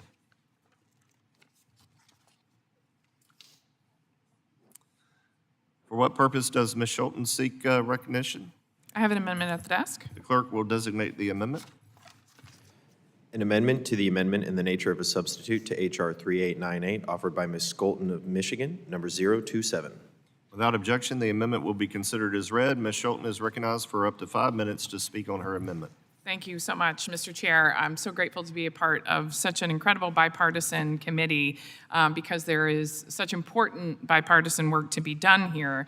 Yet today, we are considering a hyper-partisan piece of legislation that will exacerbate the already disastrous actions that have worked to erode the Clean Water Act set in place following the Sackett versus EPA decision. The Clean Water Act's guiding light is its objective, stated in the preamble, to restore and maintain the chemical, physical, and biological integrity of our nation's water. We know how important that goal is back home in Michigan. As a mother, I find these massive rollbacks of the Clean Water Act particularly concerning, as they will have significant impacts on pregnant women and young families. We know that good public health starts with clean water. And I take seriously the issue of polluting our water, particularly with chemicals that will harm young mothers and their unborn children, as well as young families. Absent a clear standard that goes beyond protecting all pollutants, I want to introduce an amendment here today that would protect our water, particularly from those chemicals known to harm women, their children, and their young families. I am confident that my colleagues on both sides of the aisle care deeply about keeping their communities safe, and there is no one more vulnerable in our community than pregnant women and young children. That's why my amendment will ensure our nation's water are safeguarded against the well-being of expectant mothers and kids from harmful pollutants. I encourage my colleagues to join me in supporting this critical amendment to keep families across America healthy. Thank you. I yield back. Do any members wish to be recognized on the amendment?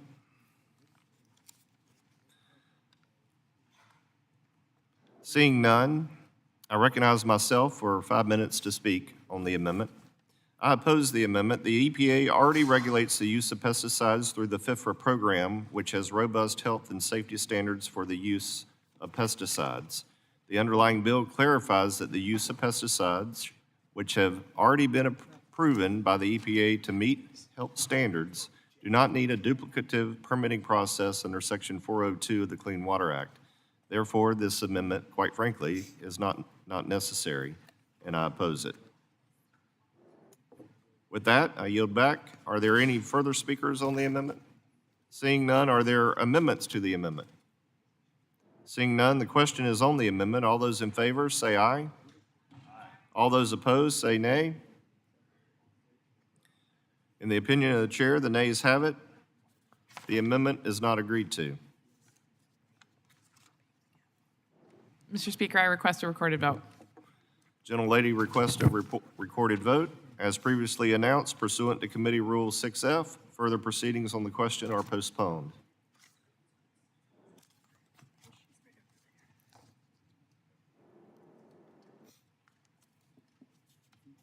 For what purpose does Ms. McDonald Rivet seek recognition? I have an amendment at the desk. The clerk will designate the amendment. An amendment to the amendment in the nature of a substitute to H.R. 3898, offered by Ms. McDonald Rivet of Michigan, number 015. Without objection, the amendment will be considered as read. Ms. McDonald Rivet is recognized for up to 5 minutes to speak on her amendment. Thank you, Mr. Chairman. I offer this amendment in an effort to protect the drinking water of 40 million people. The Great Lakes are the backbone of my community and so many others. Not only do they contain over 90% of America's surface freshwater, but they also fuel a $6 trillion economy. My home state of Michigan and the surrounding Great Lakes states have a history of fighting against pollutants in the Great Lakes like PFAS forever chemicals and harmful algae blooms. This bill as written weakens the protections that keep our Great Lakes safe and free from contamination. This threatens the local economy of every single community on or near the Great Lakes and our ability to pass along this magnificent natural resource to the next generation. My amendment is very straightforward. I'm requesting that before this bill goes into effect, the EPA administrator determines that nothing in this bill would lead to an increase in pollution or crippling algae blooms in the Great Lakes ecosystem. Protecting the Great Lakes has always been a bipartisan effort, and I believe that this amendment carries that intention forward. With that, I ask my colleagues on both sides of the aisle to support my amendment. Thank you, and I yield back. Mr. Collins is recognized. Thank you, Mr. Chairman. I oppose this amendment. The underlying legislation will help implement the Clean Water Act in a more efficient and effective way by clarifying EPA's issuance of permits and ensuring a more robust water quality criteria development process. This amendment would completely halt the implementation of the underlying bill based on an arbitrary determination that would be impossible for the EPA to make. Therefore, I oppose. Thank you, and I yield back. Ms. Sykes, you're recognized. Thank you, Mr. Chair, and I am joining the chorus to support the amendment from my colleague from the Great Lakes because algal blooms are and continue to be an issue. I am reminded of almost a decade ago, the city of Toledo, which is just west of my district in Ohio 13, was impacted because of dangerous algal blooms impacted their water supply. People all across the city had no access to water, not minimal access, no access to water. They could not drink, they could not bathe, they could not provide medical assistance, and for some family members or some residents who needed medical attention that required water, they could not provide that either. Hundreds of thousands of residents were not able to use water for nearly 3 days. These are serious problems that have impacted communities and continue to impact communities all across this country, but particularly for those of us who are in the Great Lakes. And so I applaud my colleague from the great state of Michigan, which, you know, most times Ohioans don't ever say the great state of Michigan because it's not as great of a state as Ohio. But I would like to commend her for offering this amendment because while we may be rival football teams, we have a shared desire for clean water for our communities across state lines. Thank you, Mr. Chair, and I urge support of this amendment. Are there any further speakers on this amendment? Seeing none, are there amendments to the amendment? Seeing none, the question is on the amendment. All those in favor say aye. Aye. All those opposed say no. In the opinion of the chair, the nays have it, and the amendment is not agreed to. Mr. Chair, I request a recorded vote. Gentlelady requests a vote on the amendment as previously announced pursuant to Committee Rule 6F. Further proceedings on the question are postponed.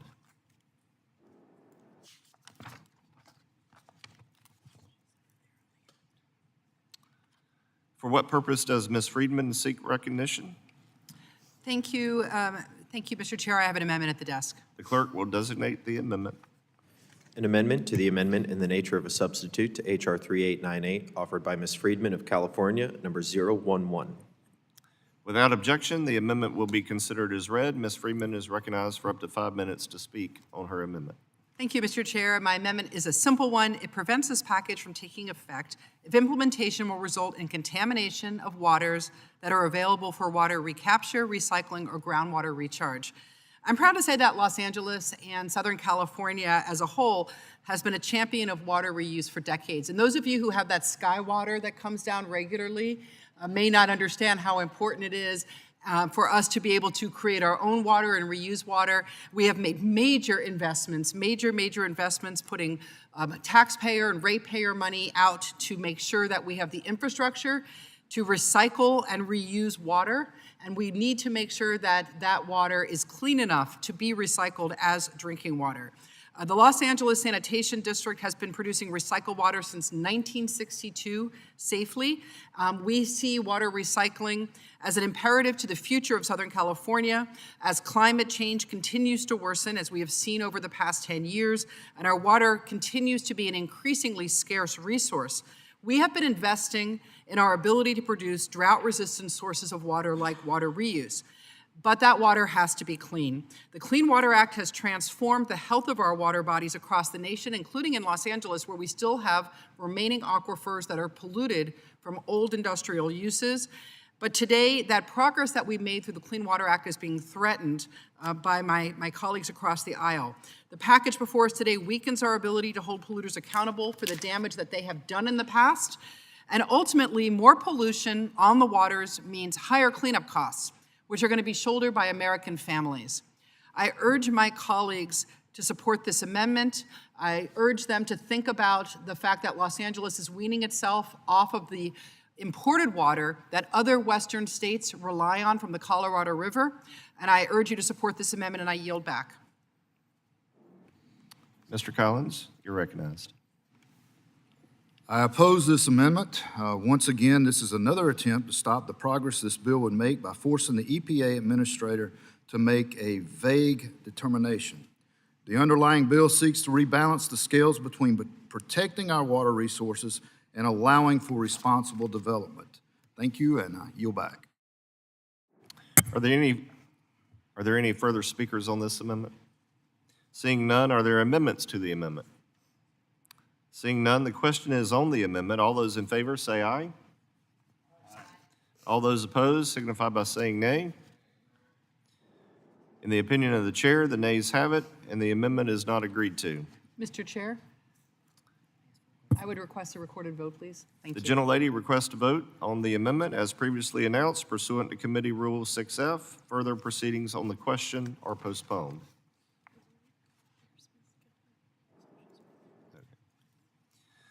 For what purpose does Ms. Gillen seek recognition? Mr. Chair, I have an amendment at the desk. The clerk will designate the amendment. An amendment to the amendment in the nature of a substitute to H.R. 3898, offered by Ms. Gillen of New York, number 024. Without objection, the amendment will be considered as read. Ms. Gillen is recognized for up to 5 minutes to speak on her amendment. Thank you, Mr. Chairman. My amendment to the NS would require that the EPA administrator certify that none of these proposals will result in an increase in the discharge of cancer-causing pollutants, including PFAS, before they can be implemented. As you know, Chairman, PFAS contamination causes serious health problems, including links to cancer, liver damage, and immune system disorders. My constituents and Americans across the country should not be subjected to these cancer-causing chemicals in their water supply every time they turn on the faucet. I am honored to represent the South Shore of Long Island in New York's 4th Congressional District. Unfortunately, my district suffers from legacy water contamination, aging infrastructure, and unacceptable water quality issues that for too long have been neglected by our federal government. People in my district, like Mary Florence Purdy in the village of Hempstead, have noticed that many of their friends and neighbors were developing strange forms of cancer and came to the realization that this may be caused by carcinogens in our water supply. The village relies on a plant that is more than 100 years old, and it's one of the oldest in the region. And last year, village officials found alarming levels of toxic, cancer-causing PFAS chemicals in their drinking water.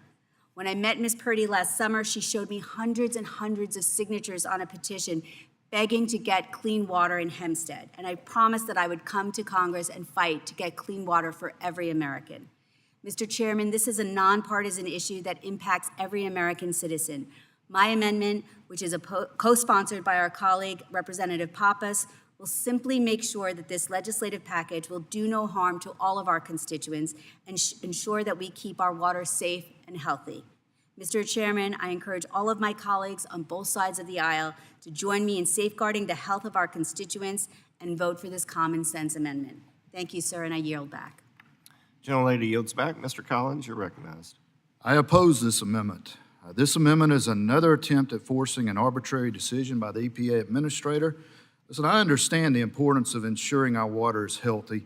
However, the scientific knowledge to make a determination on PFAS simply does not exist at this time, as the previous administration found out. Additionally, nothing in this bill stops the EPA from continuing to learn more about any effects and tools to address PFAS. Thank you, and I yield back. Are there any other speakers on this amendment? Seeing none, are there amendments to the amendment? Seeing none, the question is on the amendment. All those in favor signify by saying aye. Aye. All those opposed signify by saying nay. In the opinion of the chairs, the nays have it, and the amendment is not agreed to.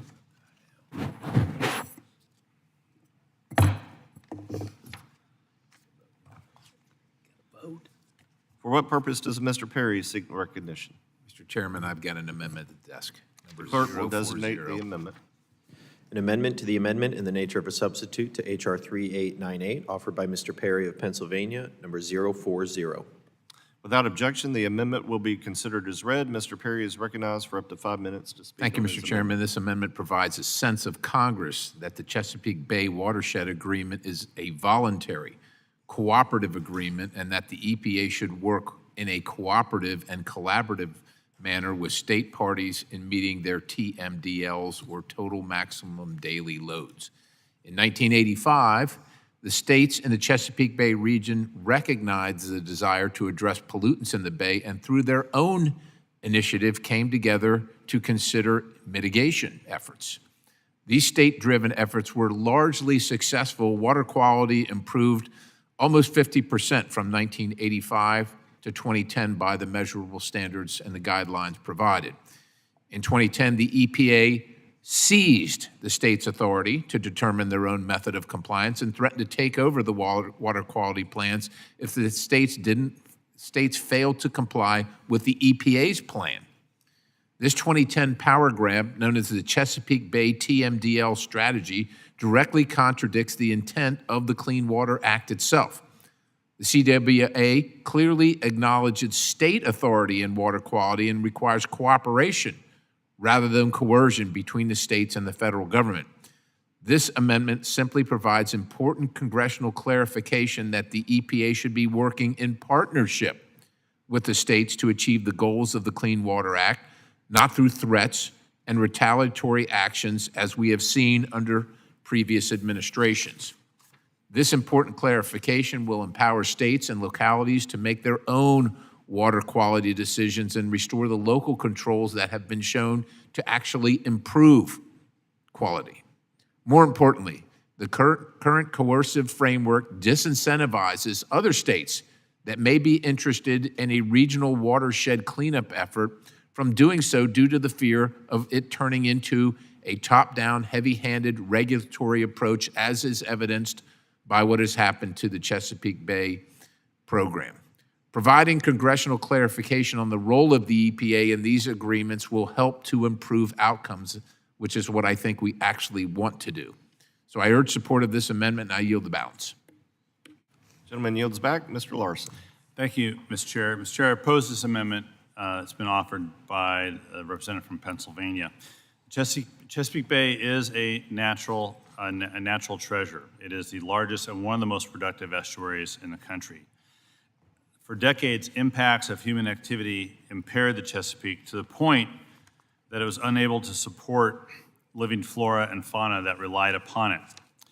The declining health of the Chesapeake Bay is why state and locals with the federal governments created the Chesapeake Bay Program Partnership.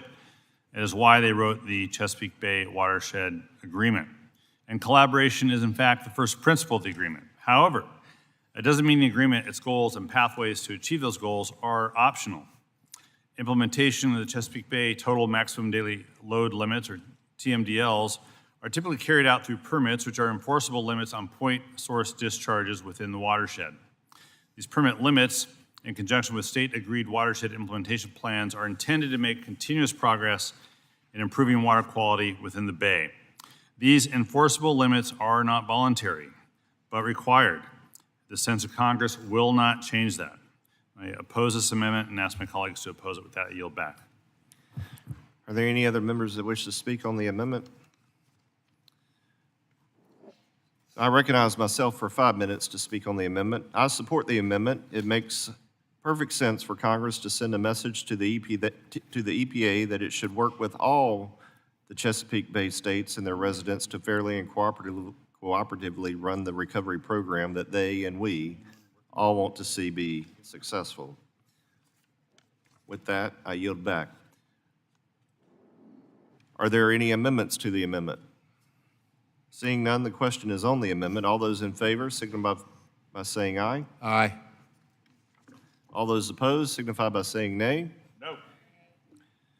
In the opinion of the chairs, the ayes have it, and the amendment is agreed to.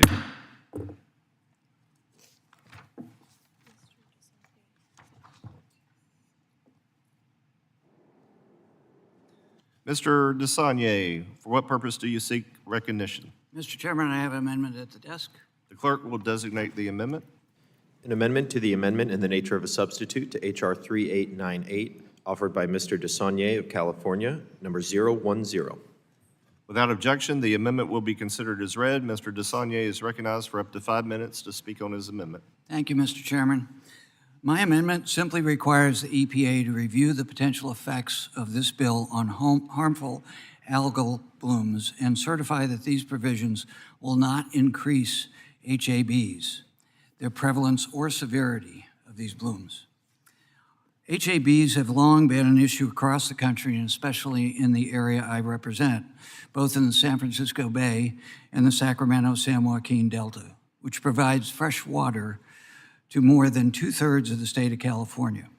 HABs consist of a type of algae that has the potential to produce harmful toxins that can hurt humans, wildlife, and our waters. The presence and severity of HABs can be exacerbated by human activities, including excessive nutrient pollution from agriculture or sewage runoff, invasive species, or reduced water flows. Climate change can also exacerbate HABs due to increased water temperatures. The weakening of regulations as proposed in this bill, particularly for sewage and agricultural runoff, could very much increase and exacerbate the situation. San Francisco Bay is highly susceptible to these blooms due to the already high concentration of nutrient pollutants. We cannot allow more unregulated runoff into our waters. Although I strongly oppose the underlying bill, if it were to pass into law, we must at least know how it would impact HABs and ensure that these provisions will not inadvertently cause HABs to occur more frequently. According to the National Institute of Environmental Health and Sciences, depending on the type of algae, HABs can cause serious health effects or even death if someone eats contaminated seafood. Not only do they affect public health, but high prevalences of HABs can also impact local fishery and water tourism economies. Data shows that occurrences of HABs decreased in the Delta in 2024. We need to continue on that path to ensure our waters are safe for humans and wildlife. We cannot afford to reduce or weaken the regulations that work to limit pollution in our waters. I urge my colleagues to support this amendment, and I yield back. Mr. Collins is recognized. Thank you, Mr. Chairman. I oppose this amendment. Yet again, this is an amendment designed to delay the implementation of the underlying legislation that is based on metrics that are not possible to measure or calculate. Thank you, and I yield back. Ms. Sykes, you're recognized. Thank you, Mr. Chair. As you can tell, I am very passionate about algal blooms because here I am again to speak in support of this amendment to ensure that the EPA will require the EPA, the administrator to certify provisions will not cause an increase in harmful algal blooms across this country. Again, I want to bring up about a little over a decade ago, the city of Toledo was significantly impacted when for 3 days, Toledo residents in Northwest Ohio were unable to drink from the taps of their water. There was, as my colleague from California said, a significant increase in nutrients because of runoff, because Ohio does have a large agricultural industry.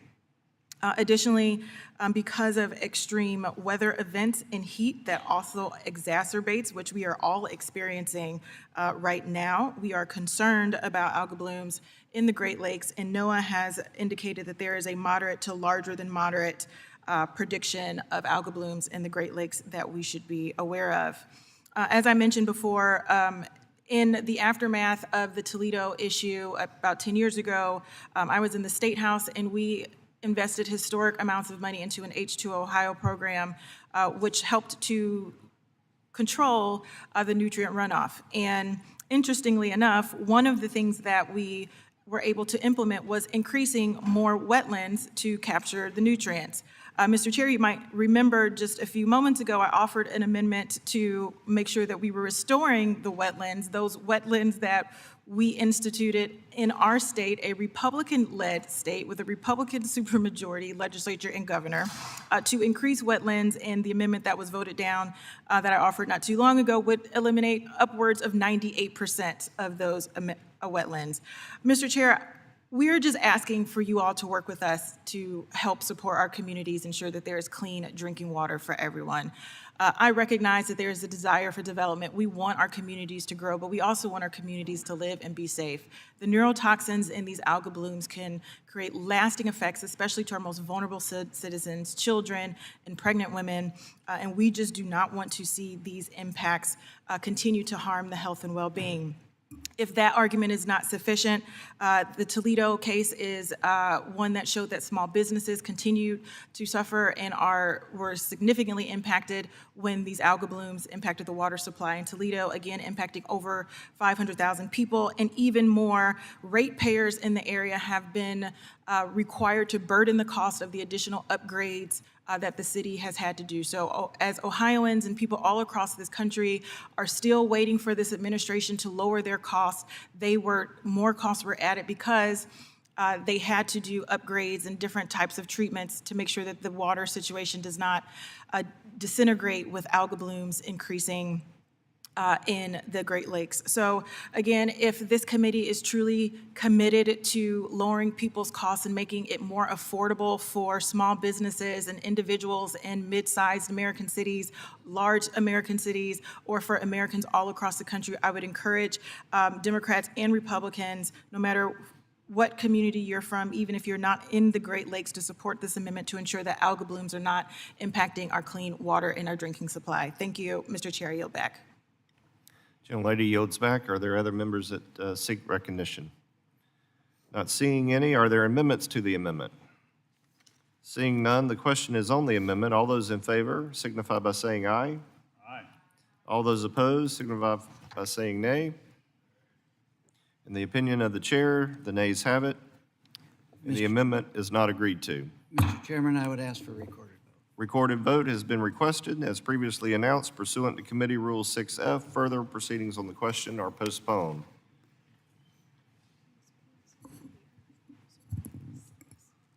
For what purpose does Ms. Sykes seek recognition? Hello again. I have amendment at the desk. The clerk will designate the amendment. An amendment to the amendment in the nature of a substitute to H.R. 3898, offered by Ms. Sykes of Ohio, number 047. Without objection, the amendment will be considered as read. Ms. Sykes is recognized for up to 5 minutes to speak on her amendment. Thank you, Mr. Chair. I know that every person in this room on both sides of the aisle loves to talk about lowering costs, and my amendment would do just that. My amendment would have us put our money where our mouth is by ensuring that None of these polluting provisions go into effect if they contaminate water supplies and increase costs for ratepayers. This bill currently rolls back and weakens a range of common sense environmental regulations by giving polluters more opportunities to avoid prevention and mitigation, including allowing polluters to turn a blind eye and limiting the scope to what is covered under the Clean Water Act. The reality is that pollution does have a cost, and responsibly regulating water pollution actually saves money in the environment and the health of our communities compared to the cost of cleanup. As I mentioned earlier, this image behind me, which was actually taken of a fire in 1952, was published in Time Magazine, in a Time Magazine article covering the 1969 fire that helped catalyze the movement to protect our waters and our planet, ultimately leading to the creation of the Clean Water Act in 1972. Today, part of the Kaga River runs through my district in the Kaga Valley National Park, and it is one of the most visited national parks in the United States, and I encourage and would welcome all of you to come see it, and the $3.5 billion investment that it took to make sure that we cleaned it up. This underscores what it costs when we do not protect our waters, and the billions of dollars we can save taxpayers by investing in clean water and infrastructure before disasters strike. Today, we could be working together to lower costs for ratepayers and improve our water infrastructure by reauthorizing and investing critical water programs, including the Clean Water State Revolving Fund that supports water treatment infrastructure in our communities. I was proud to lead a bipartisan letter advocating for increased funding for this program and other water infrastructure programs. I was also proud to sign on to requests advocating for funding for low-income household water assistance programs. Every American, no matter where they live, should be able to access affordable, clean, and safe drinking water when they turn on the tap, and my amendment would ensure that none of these provisions would go into effect unless it is clear that they would not increase pollution of our water supply or increase the cost of our ratepayers. Mr. Chair, I know you and other members of this community continue to hear from our constituents that the cost of living is just too high, and to force Americans to shoulder that burden when people are polluting our waterways is simply irresponsible and disrespectful to the American public who has been asking us for many, many years to lower costs. So let us do what the voters and the citizens of this country have asked for, lower their cost and not make them pay for when polluters force cleanup projects because they have done the wrong thing. Mr. Chair, I encourage all of my colleagues on both sides of the aisle to stand up for people and help lower costs by supporting this amendment, and I yield back. Mr. Collins, you're recognized. Mr. Chairman, I oppose this amendment. I want to reiterate, the Clean Water Act allows for the discharge of pollutants if they are permitted. That's the purpose of the Act's regulatory framework. This legislation maintains the Clean Water Act's permitting process, protecting our nation's water supply while also eliminating costs to consumers by cutting red tape. Thank you, and I yield back. Are there any other members that seek recognition? Seeing none. Are there amendments to the amendment? Seeing none, the question is on the amendment. All those in favor signify by saying aye. Aye. All those opposed signify by saying nay. In the opinion of the chair, the nays have it, and the amendment is not agreed to. Mr. Chair, I record a vote. Gentlelady requests a vote on the amendment as previously announced pursuant to Committee Rule 6F. Further proceedings on the question are postponed.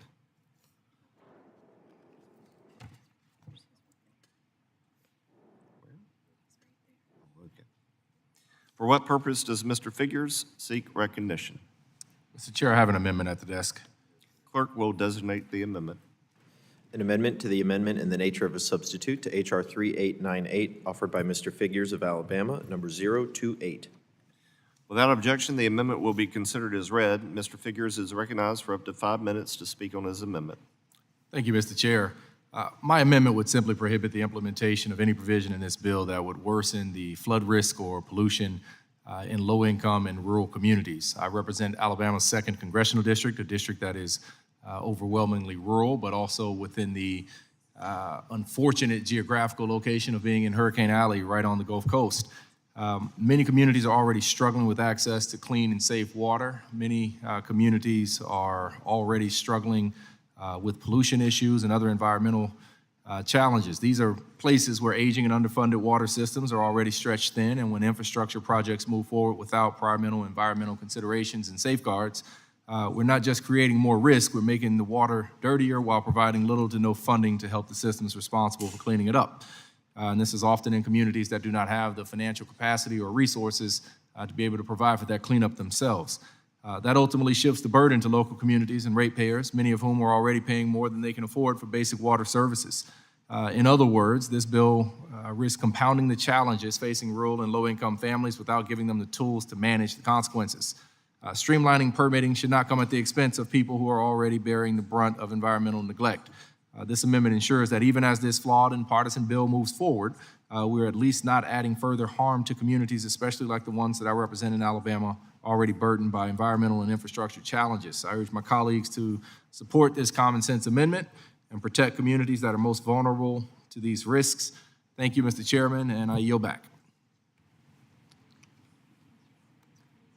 Mr. Collins, do you wish to be recognized? Mr. Chairman, I oppose this amendment. First, the EPA does not determine flood risk. That falls under the Army Corps of Engineers and FEMA. Secondly, the Clean Water Act allows for the discharge of pollutants if they are permitted. Therefore, this amendment is not appropriate for this legislation, and I must oppose. Thank you, and I yield back. Any other members seek recognition? Let's see, are there any amendments to the amendment? Seeing none, the question is on the amendment. All those in favor signify by saying aye. Aye. All those opposed signify by saying no. In the opinion of the chairs, in the opinion of the chair, the nays have it, and the amendment is not agreed to.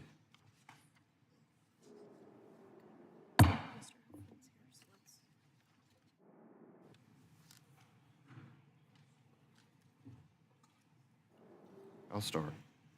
For what purpose does Mr. Huffman seek recognition? Thank you, Mr. Chairman. I have an amendment at the desk. The clerk will designate the amendment. An amendment to the amendment in the nature of a substitute to H.R. 3898, offered by Mr. Huffman of California, number 024. Without objection, the amendment will be considered as read. Mr. Huffman is recognized for up to 5 minutes to speak on his amendment. Mr. Chairman, a critical tool of the Clean Water Act is Section 401. It gives states and tribes authority to protect their access to clean water. This provides state and tribal leaders with the ability to protect and monitor their resources, drinking water, and recreational opportunities, protecting people, ecosystems, and local economies. Now, many members of this committee say they care about and respect tribes. And if you mean that, you have to support this amendment because it's very simple. The base text of this bill weakens these oversight protections for states and tribes, so let's at least protect tribes. Let's at least ensure that these protections for Indian country remain. 84 federally recognized tribes around the country have utilized Section 401 to protect their rights to clean water, to protect fisheries, and to block polluting and destructive industries which may harm their cultural resources. Tribes like the Karuk, Hoopa Valley, Dry Creek Rancheria, and Resagini Rancheria tribes in my district have the regional knowledge and expertise important to manage and protect their local water bodies. It is for this reason why they were given the responsibility in the first place to certify Clean Water Act permits. To weaken these protections from tribes for lands and waterways that they have fished, hunted, and lived in since time immemorial would not just be negligent, but it would be a deep injustice. I urge my colleagues to support this amendment and yield back. Gentleman yields back. Do any other members wish to be recognized on the amendment? Thank you, Mr. Huffman. I recognize myself for 5 minutes to speak on the amendment. I oppose this amendment. Under the Clean Water Act, tribes have had the opportunity to use Section 401 certification akin to states and the ability to run their own 402 and 404 programs. Nothing in this bill would change tribal authority. This amendment would treat tribes differently than states, depriving them of the opportunities this bill unlocks for states. So I must oppose. Thank you, and I yield back. Are there any further speakers on this amendment? Seeing none, are there amendments to the amendment? Seeing none, the question is on the amendment. All those in favor signify by saying aye. Aye. All those opposed signify by saying nay. The nays have it, and the amendment is not agreed to.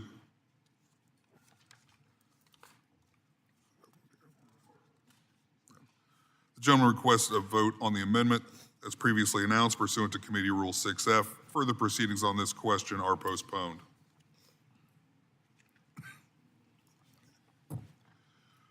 For what purpose does Mr. Huffman seek recognition? Thank you, Mr. Chairman. I have another amendment at the desk. The clerk will designate the amendment. An amendment to the amendment in the nature of a substitute to H.R. 3898, offered by Mr. Huffman of California, number 01. Without objection, the amendment will be considered as read. Mr. Huffman is recognized for 5 minutes to speak on his amendment. Thank you, Mr. Chairman. The original intent of the Clean Water Act was to protect people, communities, and the environment. Unfortunately, our Republican colleagues continue to be more interested in protecting big corporate interests by undermining environmental safeguards that are necessary to protect our waters. Section 404C of the Clean Water Act gives EPA the authority to restrict or stop projects seeking Army Corps approval if they discover unacceptable adverse effects on drinking water, recreation, or fish and wildlife. The EPA has used this authority sparingly, most recently, though, in 2023, to protect the sensitive Bristol Bay watershed in southwest Alaska from the disastrous Pebble Mine project. This is a project overwhelmingly opposed by Alaskans, especially those in and around the Bristol Bay watershed, and certainly anyone who makes their livelihood from the world's greatest salmon stronghold, Bristol Bay. The Pebble Mine would have damaged this amazing sockeye salmon run, destroying the cultural home and economic livelihood of tribal and fishing communities. And that's why it was opposed by so many folks in Alaska and around the country, including hunters and fishermen, and even including Donald Trump Jr. H.R. 3898 would hand the Pebble Mine and many projects like it a second chance under a significantly weakened 404C authority by restricting the time frame for EPA action to the unreasonably short period between when the applicant submits all the information required to complete the application and when the permit is actually issued by the Corps. Now, this new time frame would create serious legal uncertainty, as it's unclear when and how EPA would be brought into the permit review process. And there's no obligation for the Army Corps to share application information with the EPA. Ultimately, it would prevent EPA from doing its job, and it would erode decades of successful cooperative federalism. This bill's a gift to the Pebble Mine and big corporate interests that have been lobbying the Trump administration to renew the Pebble Mine project and other environmentally catastrophic projects in communities all over the country. So my amendment simply allows EPA to maintain its ability to do its due diligence in reviewing any new projects that are developed in the 14 areas that have been previously protected by 404C, and that includes Bristol Bay, Alaska, Spruce, West Virginia, and others. EPA would still be able to assess and make 404C determinations at any point during the review or approval of this subset of projects. I urge my colleagues to vote yes on this important amendment that continues to protect Bristol Bay and other pristine watersheds, and I yield back. Gentleman yields. Do any members wish to be recognized on this amendment?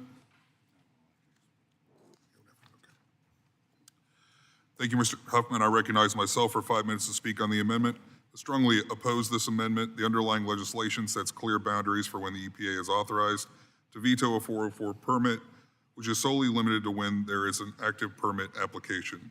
This bill does not eliminate the EPA's authority to evaluate each permit and exercise its veto authority. This amendment would introduce more uncertainty into the very process we are trying to clarify. Thank you, and I yield back. Are there any further speakers on the amendment? Ranking Member Larson is recognized for 5 minutes. Thank you, Mr. Chair. I support this amendment that Representative Huffman offered. This amendment ensures the protections already provided by the EPA under its 404C veto authority are not undone. EPA's use of this authority has been prudent, and it has been rare, occurring under presidential administrations of both parties only 14 times. Yet the legislation we're marking up today seeks to eliminate this important safeguard. The most recent use of this authority by the EPA was to protect Bristol Bay, Alaska from the proposed Pebble Mine. Development of the Pebble Mine would damage a vibrant and critical salmon fishery, and the EPA was right to halt the project. But Pebble Mine puts thousands of jobs at risk.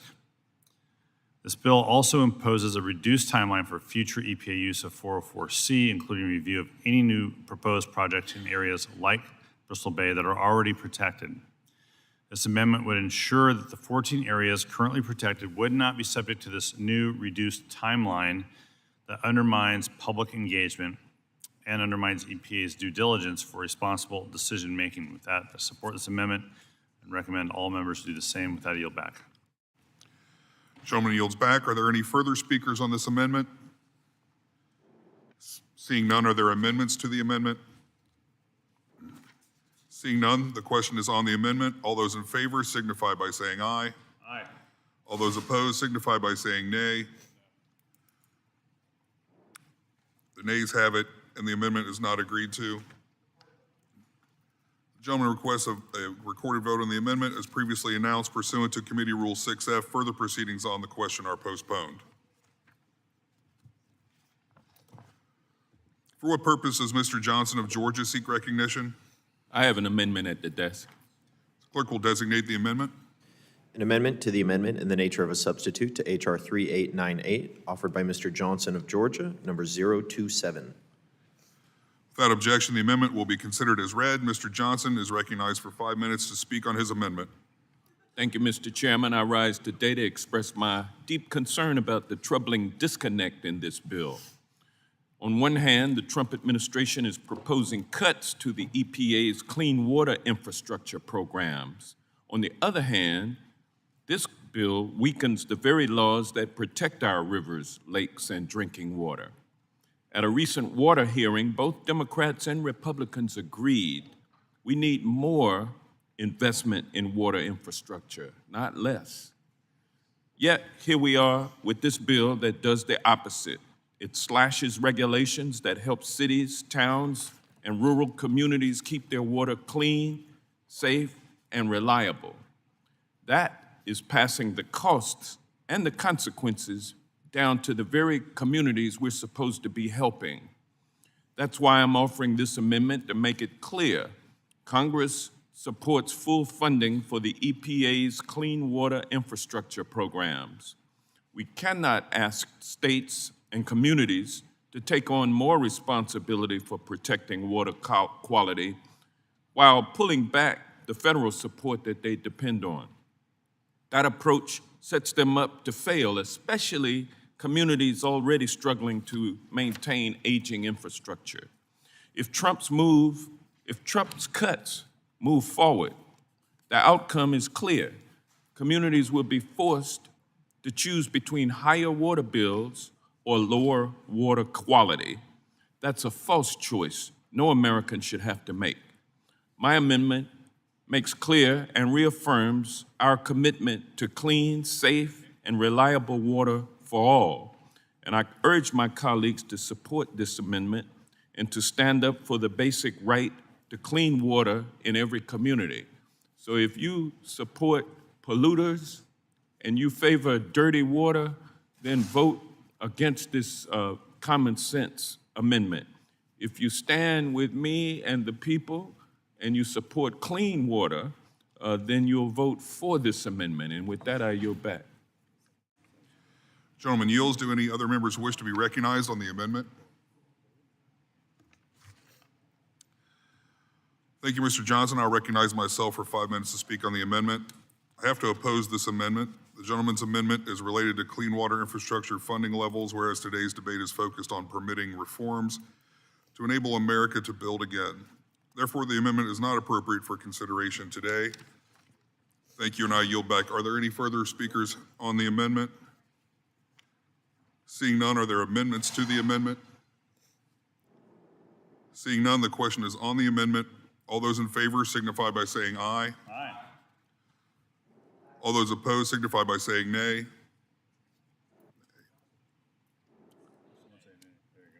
The nays have it, and the amendment is not agreed to. Mr. Chairman, I ask for a recorded vote. Gentleman requests a vote on the amendment as previously announced pursuant to Committee Rule 6F. Further proceedings on the question are postponed.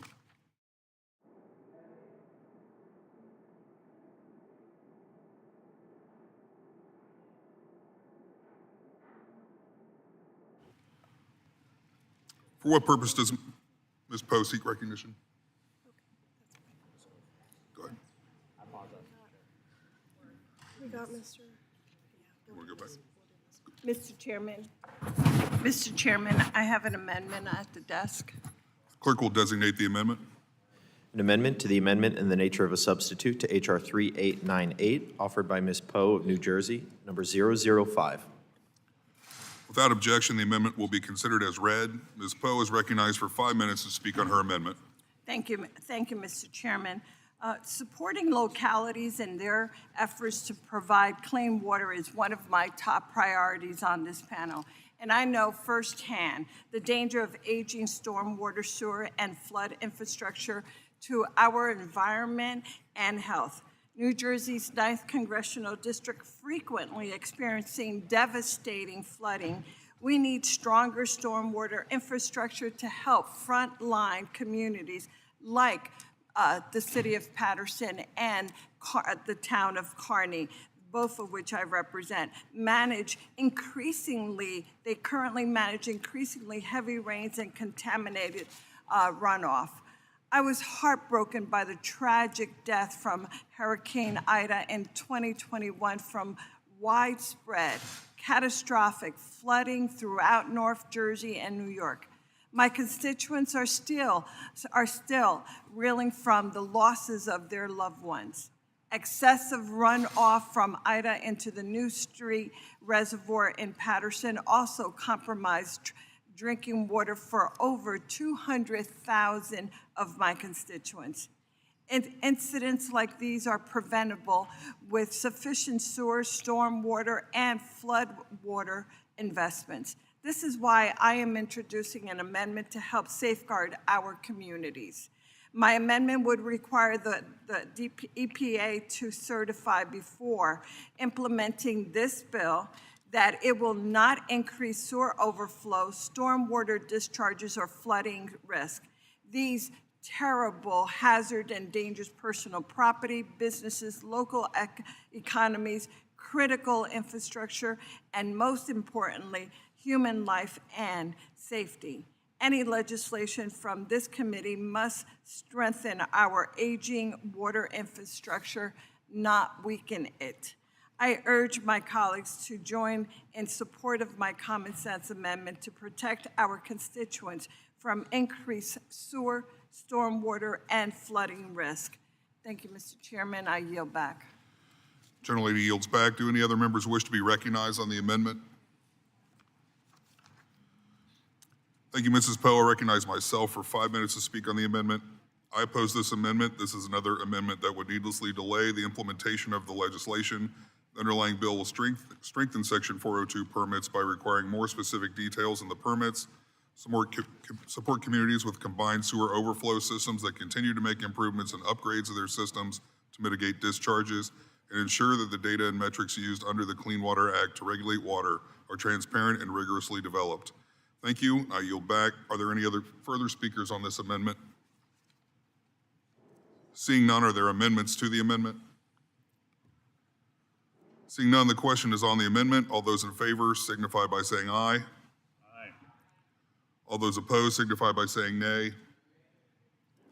The nays have it, and the amendment is not agreed to.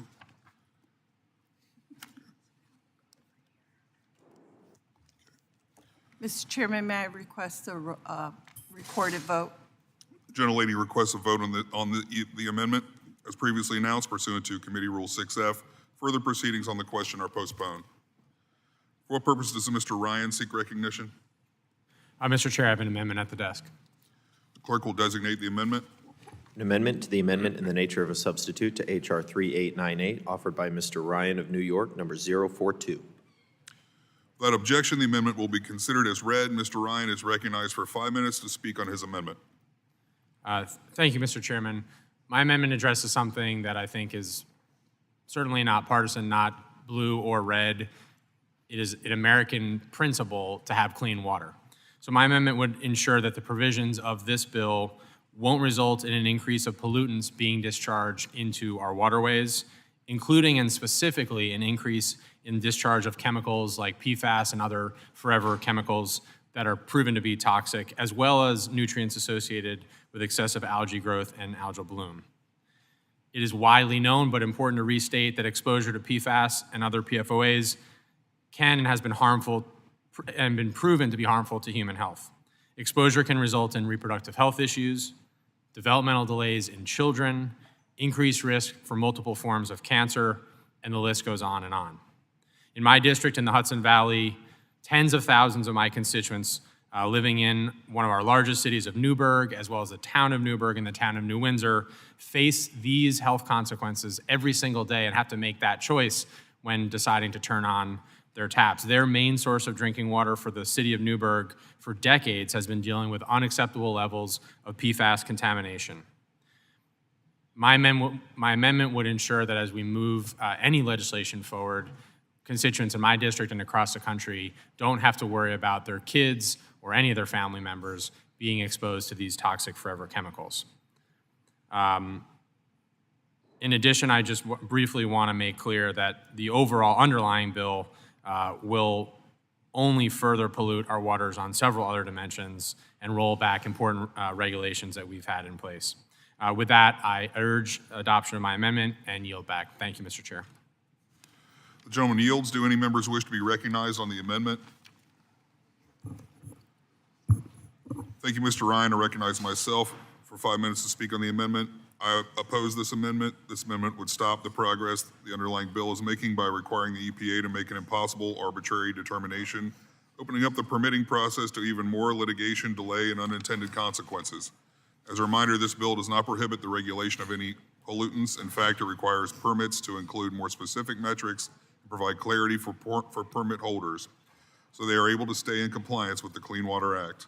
Thank you, and I yield back. Are there any further speakers on this amendment? Seeing none, are there amendments to the amendment? Seeing none, the question is on the amendment. All those in favor signify by saying aye. Aye. All those opposed signify by saying nay. The nays have it, and the amendment is not agreed to. Mr. Chair, can I Gentleman request? is recognized. I'd like to request a recorded vote, please. The gentleman requests a vote on the amendment as previously announced pursuant to the Committee Rule 6F. Further proceedings on the question are postponed. The committee will briefly stand in recess before we return to consider our postponed votes.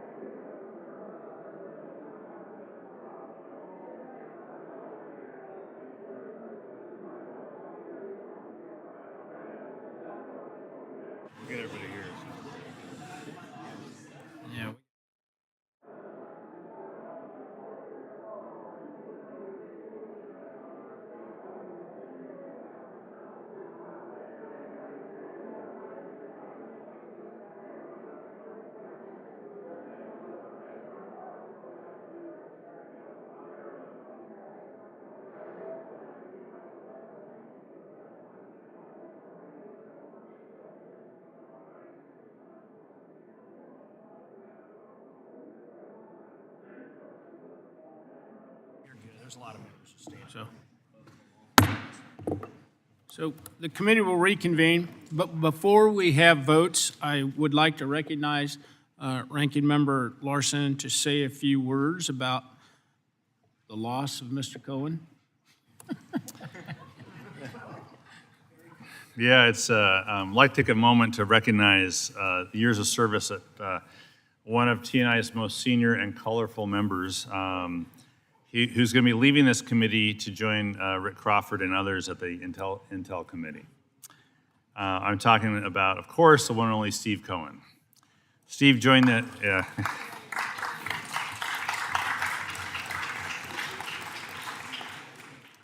Are we coming to praise him or no? Steve joined the committee during his first term in 2007, and he has been an invaluable member for the time he's been here.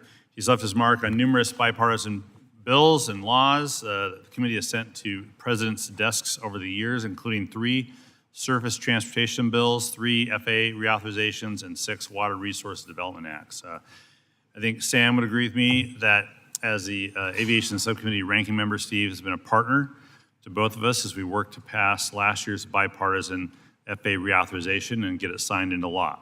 His contributions have helped ensure we passed a bill that increased safety, improved airports, invested in aviation workforce, and increased accessibility to flying for the flying public. Perhaps most importantly, though, Steve's been an advocate for the people of Tennessee's 9th District during his time, helping to secure millions in infrastructure investments for his district, fighting for legislation to reduce impaired driving, and advocating for improved pedestrian safety. It has been a pleasure to serve with him, to travel with him, and his contributions will certainly be missed. His particular brand of humor won't be missed, but on behalf of everyone on our side of the aisle, Steve, thanks for your tireless work. I wish you all the best over there at Intel. That'll yield back.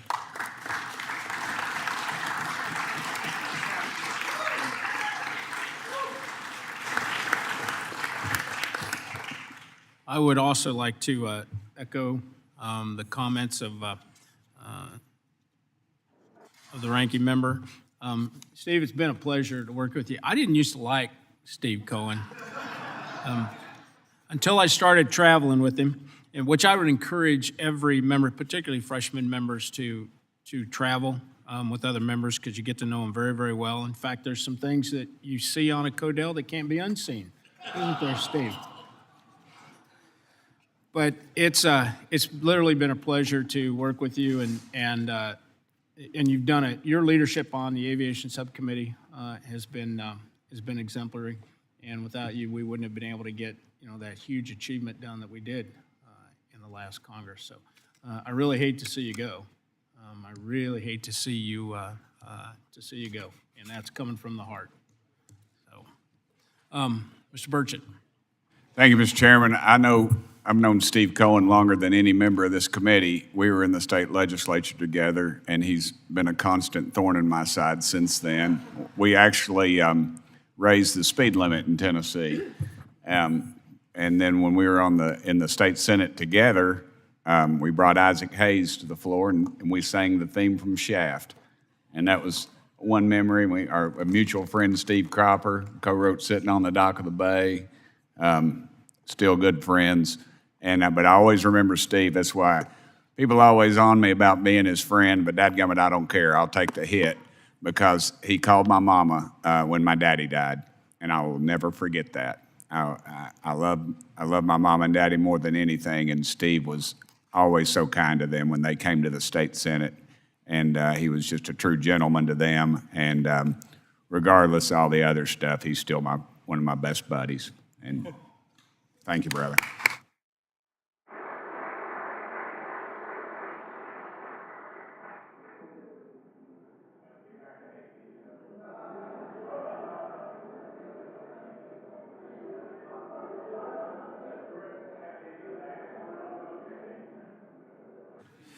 All right, we're going to go back to the amendments that we had a recorded vote called for. First Amendment, Larson number 1, offered by Mr. Larson, on which a recorded vote was ordered. and which was not agreed to by voice vote, is a recorded vote still ordered? Yes. It is. So, let's see. Vote still requested. So members, please record your votes using the electronic system. The chairman will be voting no. Ranking will vote aye. Ranking will vote aye. Open the board.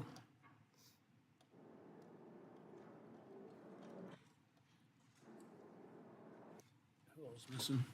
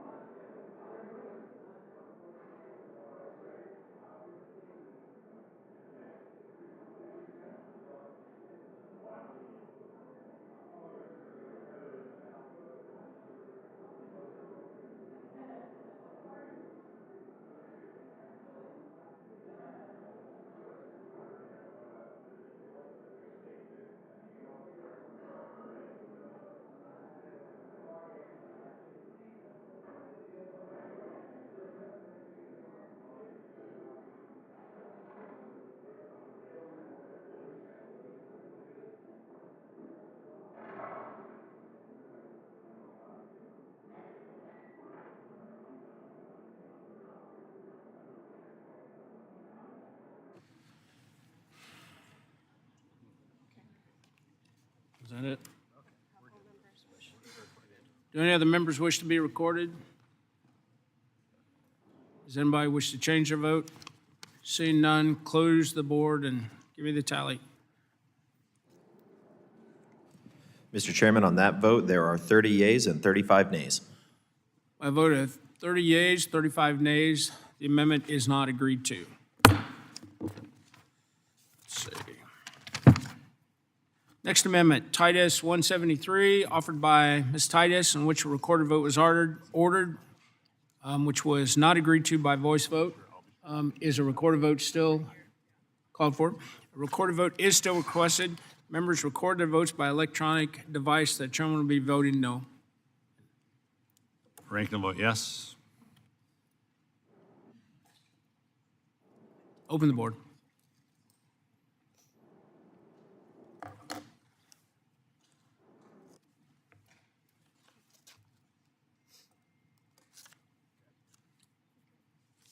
Has everyone voted that wishes to vote? Does anyone wish to change their vote? Seeing no one, close the board. Mr. Chairman, on that vote, there are 30 yeas and 35 nays. By vote of 30 yeas and 35 nays, the amendment is not agreed to.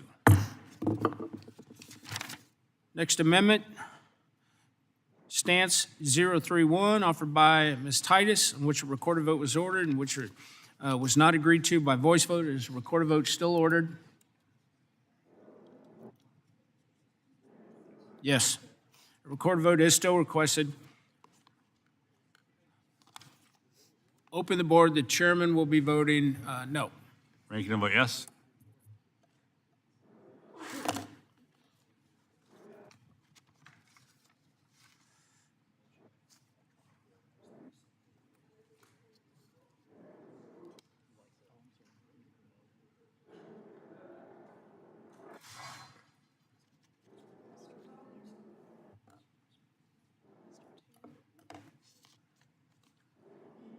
Mr. Taylor.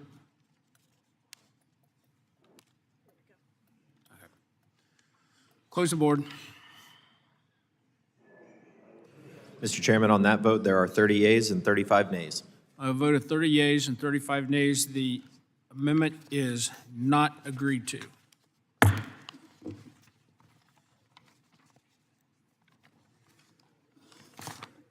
Next will be Hoyle 013, offered by Mr. Garamendi, which a recorded vote was ordered, which was not agreed to by voice vote. Is a recorded vote still ordered? Yes, it is. Open the board. Chairman intends to vote no. Ranking vote yes.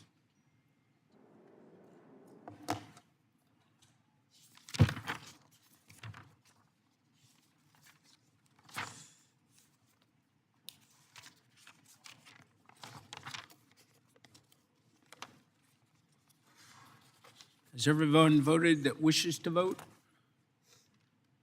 Does anyone wish to change their vote? Seeing no one, close the board. Mr. Chairman, on that vote, there are 30 yeas and 35 nays. A vote of 30 yeas and 35 nays, the amendment is not agreed to. Next amendment, Sykes, number 46, offered by Ms. Sykes, on which a recorded vote was ordered and which was not agreed to by voice vote. Is a recorded vote still ordered? It is. The recorded vote is still ordered. Open the board. The chairman intends to vote no. Ranking vote yes.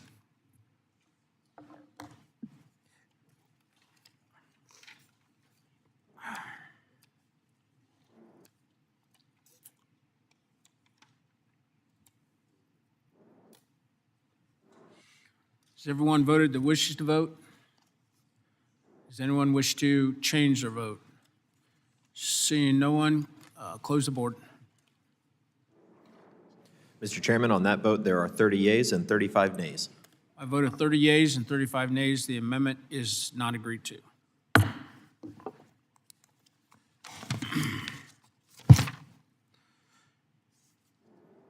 Next amendment is Skolden 027, offered by Mrs. Skolden, on which a recorded vote was ordered, which was not agreed to by voice vote. Is a recorded vote still ordered?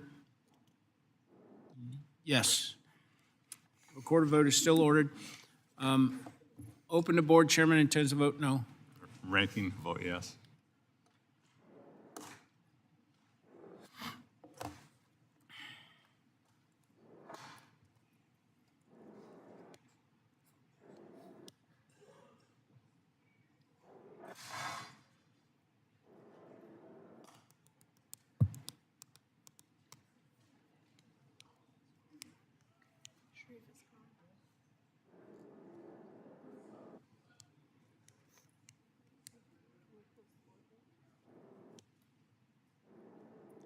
Mr. Shreve?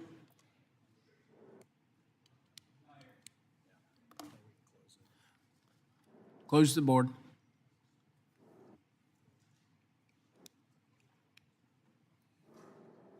Mr. Chairman, on that vote, there are 30 yeas and 34 nays. I voted 30 yeas, 34 nays. The amendment is not agreed to.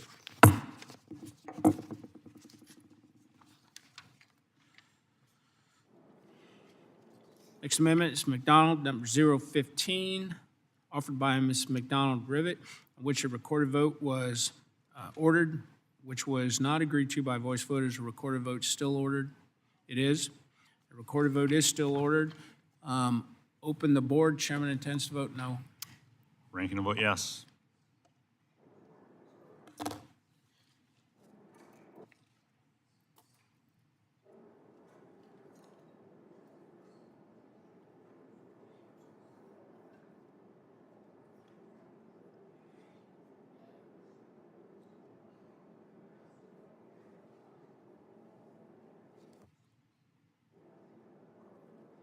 Where'd Brian go?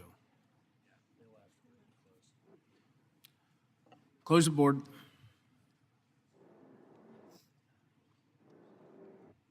Mr. Chairman, on that vote, there are 30 yeas and 33 nays. I voted 30 yeas and 33 nays. The amendment is not agreed to.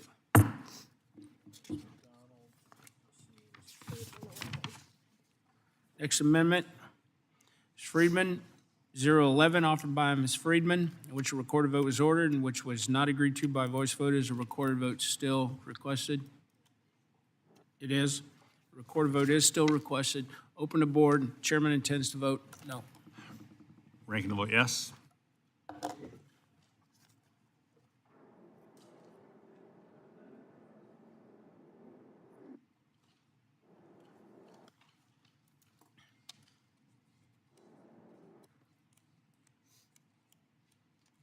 Close the board. Mr. Chairman, on that vote, there are 30 yeas and 33 nays. A vote of 30 yeas and 33 nays. The amendment is not agreed to.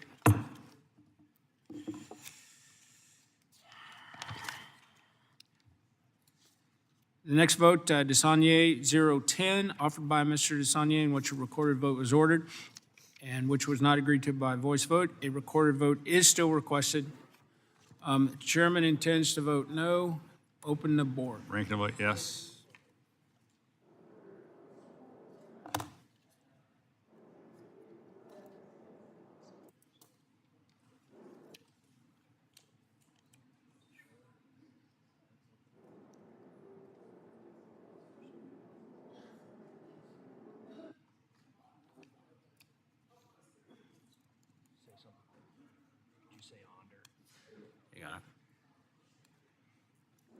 Has everyone voted? Anyone wish to change their vote? Seeing no one, close the board. Mr. Chairman, on that vote, there are 30 yeas and 33 nays. A vote of 30 yeas and 33 nays. The amendment is not agreed to. Next amendment is Sykes 47, offered by Ms. Sykes, in which a recorded vote was ordered and which was not agreed to by voice vote. Is a recorded vote still ordered? Yes, it is. A recorded vote is still ordered. The chairman intends to vote no. Ranking the vote yes. Open the board.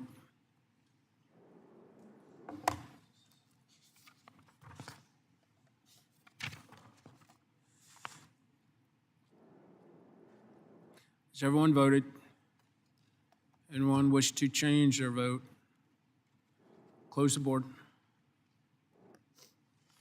Mr. Chairman, on that vote, there are 30 yeas and 33 nays. A vote of 30 yeas, 33 nays. The amendment is not agreed to. Next, Amendment Huffman 24, offered by Mr. Huffman, in which a recorded vote was ordered and which was not agreed to by voice voters. A recorded vote still requested? Yes. A recorded vote is still requested. Chairman intends to vote no. Ranking the vote yes. Open the board.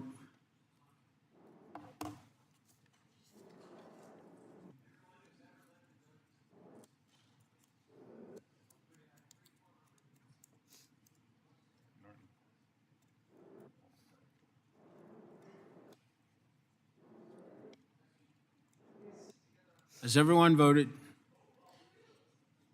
Does anyone wish to change their vote? Seeing no one, close the board.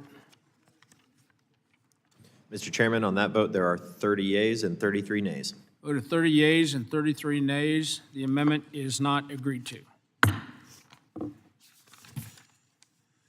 Next amendment is Huffman 1, offered by Mr. Huffman, in which a recorded vote was ordered and which was not agreed to by voice voters. A recorded vote still ordered? Yes, it is.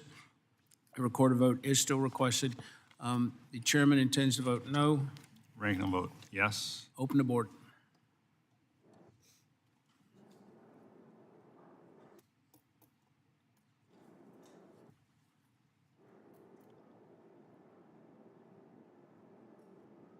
Fun bunch there to vote. Hey, Larry, Mo, and Curly, would you guys vote? Has everyone voted?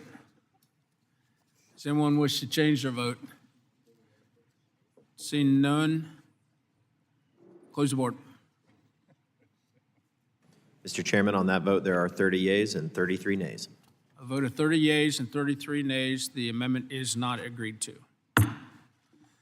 Next amendment, Johnson 27, offered by Mr. Johnson, Georgia, which a recorded vote was ordered, which was not agreed to by voice vote. Is a recorded vote still ordered? It is. The chairman intends to vote no. Ranking the vote yes. Open the board.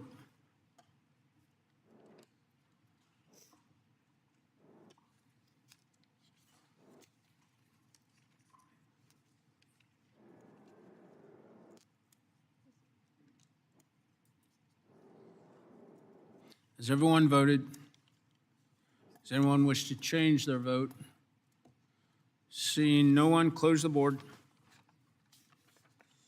Mr. Chairman, on that vote, there are 30 yeas and 33 nays. I voted 30 yeas and 33 nays. The amendment is not agreed to. Next amendment, offered by Ms. Poe. Number 5, in which a recorded vote was ordered and which was not agreed to by voice vote. A recorded vote is still requested. Chairman intends to vote no. Ranking to vote yes. Open the board. Need to see it.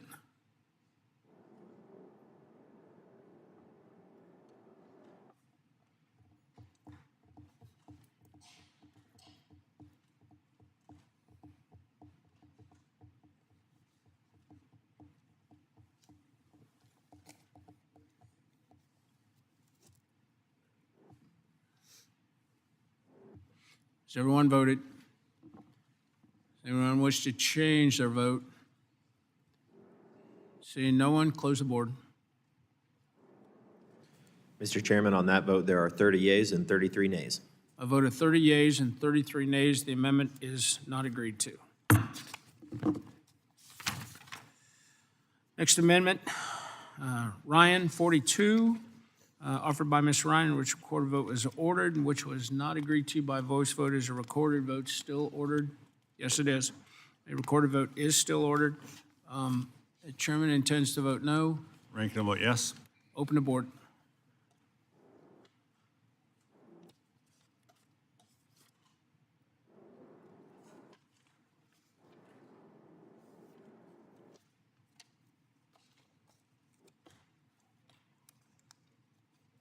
Has everyone voted? Does anyone wish to change their vote? Seeing no one, close the board. Mr. Chairman, on that vote, there are 30 yeas and 33 nays. A vote of 30 yeas and 33 nays. The amendment is not agreed to. The question is now on amendment, the amendment in the nature of a substitute to H.R. 3898 as amended. All those in favor signify by saying aye. All opposed signify by saying nay. Nay. It appears that ayes have it. The amendment in the nature of a substitute as amended is agreed to. The question is now on the adoption of and favorably reporting of H.R. 3898 as amended to the House of Representatives. All those in favor signify by saying aye. All opposed signify by saying nay. Nay. The ayes appear to have it. Like a recorded vote. I'd like a recorded vote, and I'd like to take into account the enthusiasm of the respective votes when determining. A recorded vote is requested. Members will record their votes using the electronic voting system. Chairman intends to vote aye. Ranking will vote no. Open the board.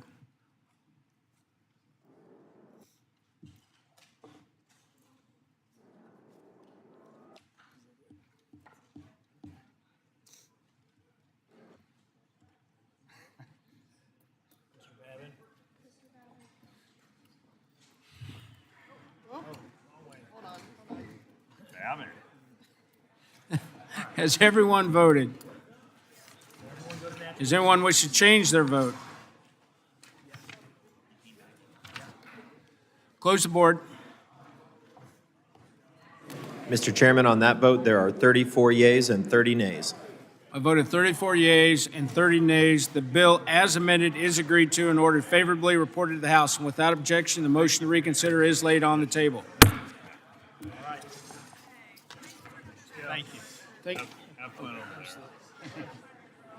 Thank you for participating in today's markup. I'd ask unanimous consent that each measure reported today be reported as a single amendment, nature of a substitute incorporating any amendments adopted. And without objection, that is so ordered. I ask unanimous consent that the staff be authorized to make all necessary technical, clarifying, and conforming changes to each of the measures reported today and to reflect the actions of the committee. And without objection, that is so ordered. Pursuant to House Rule 22, Clause 1, I'd ask unanimous consent that the chairman or his designee be authorized to offer such motions as may be necessary in the House to go to conference with the Senate on the legislation adopted today or any similar measure. Without objection, that is so ordered. I'd ask unanimous consent that the chairman, after consultation with the ranking member, have authority to strike or revise any provision of the measures reported today that would cause a sequential referral to another committee or would cause the bill to be subject to a Budget Act or Rule 21 cut-go. Point of order. Without objection, that is so ordered. Pursuant to House Rule 11, Clause 2L, I'd ask unanimous consent that all members of the committee have at least 2 calendar days in which to file any supplemental, minority, additional, or dissenting views on the legislation adopted today, and without objection, that is so ordered. Pursuant to Rule 6F of the Rules on the Committee of Transportation and Infrastructure, I note the presence of a quorum for all actions taken on all committee business today. And with that, the Committee on Transportation and Infrastructure has completed its business. The committee is adjourned.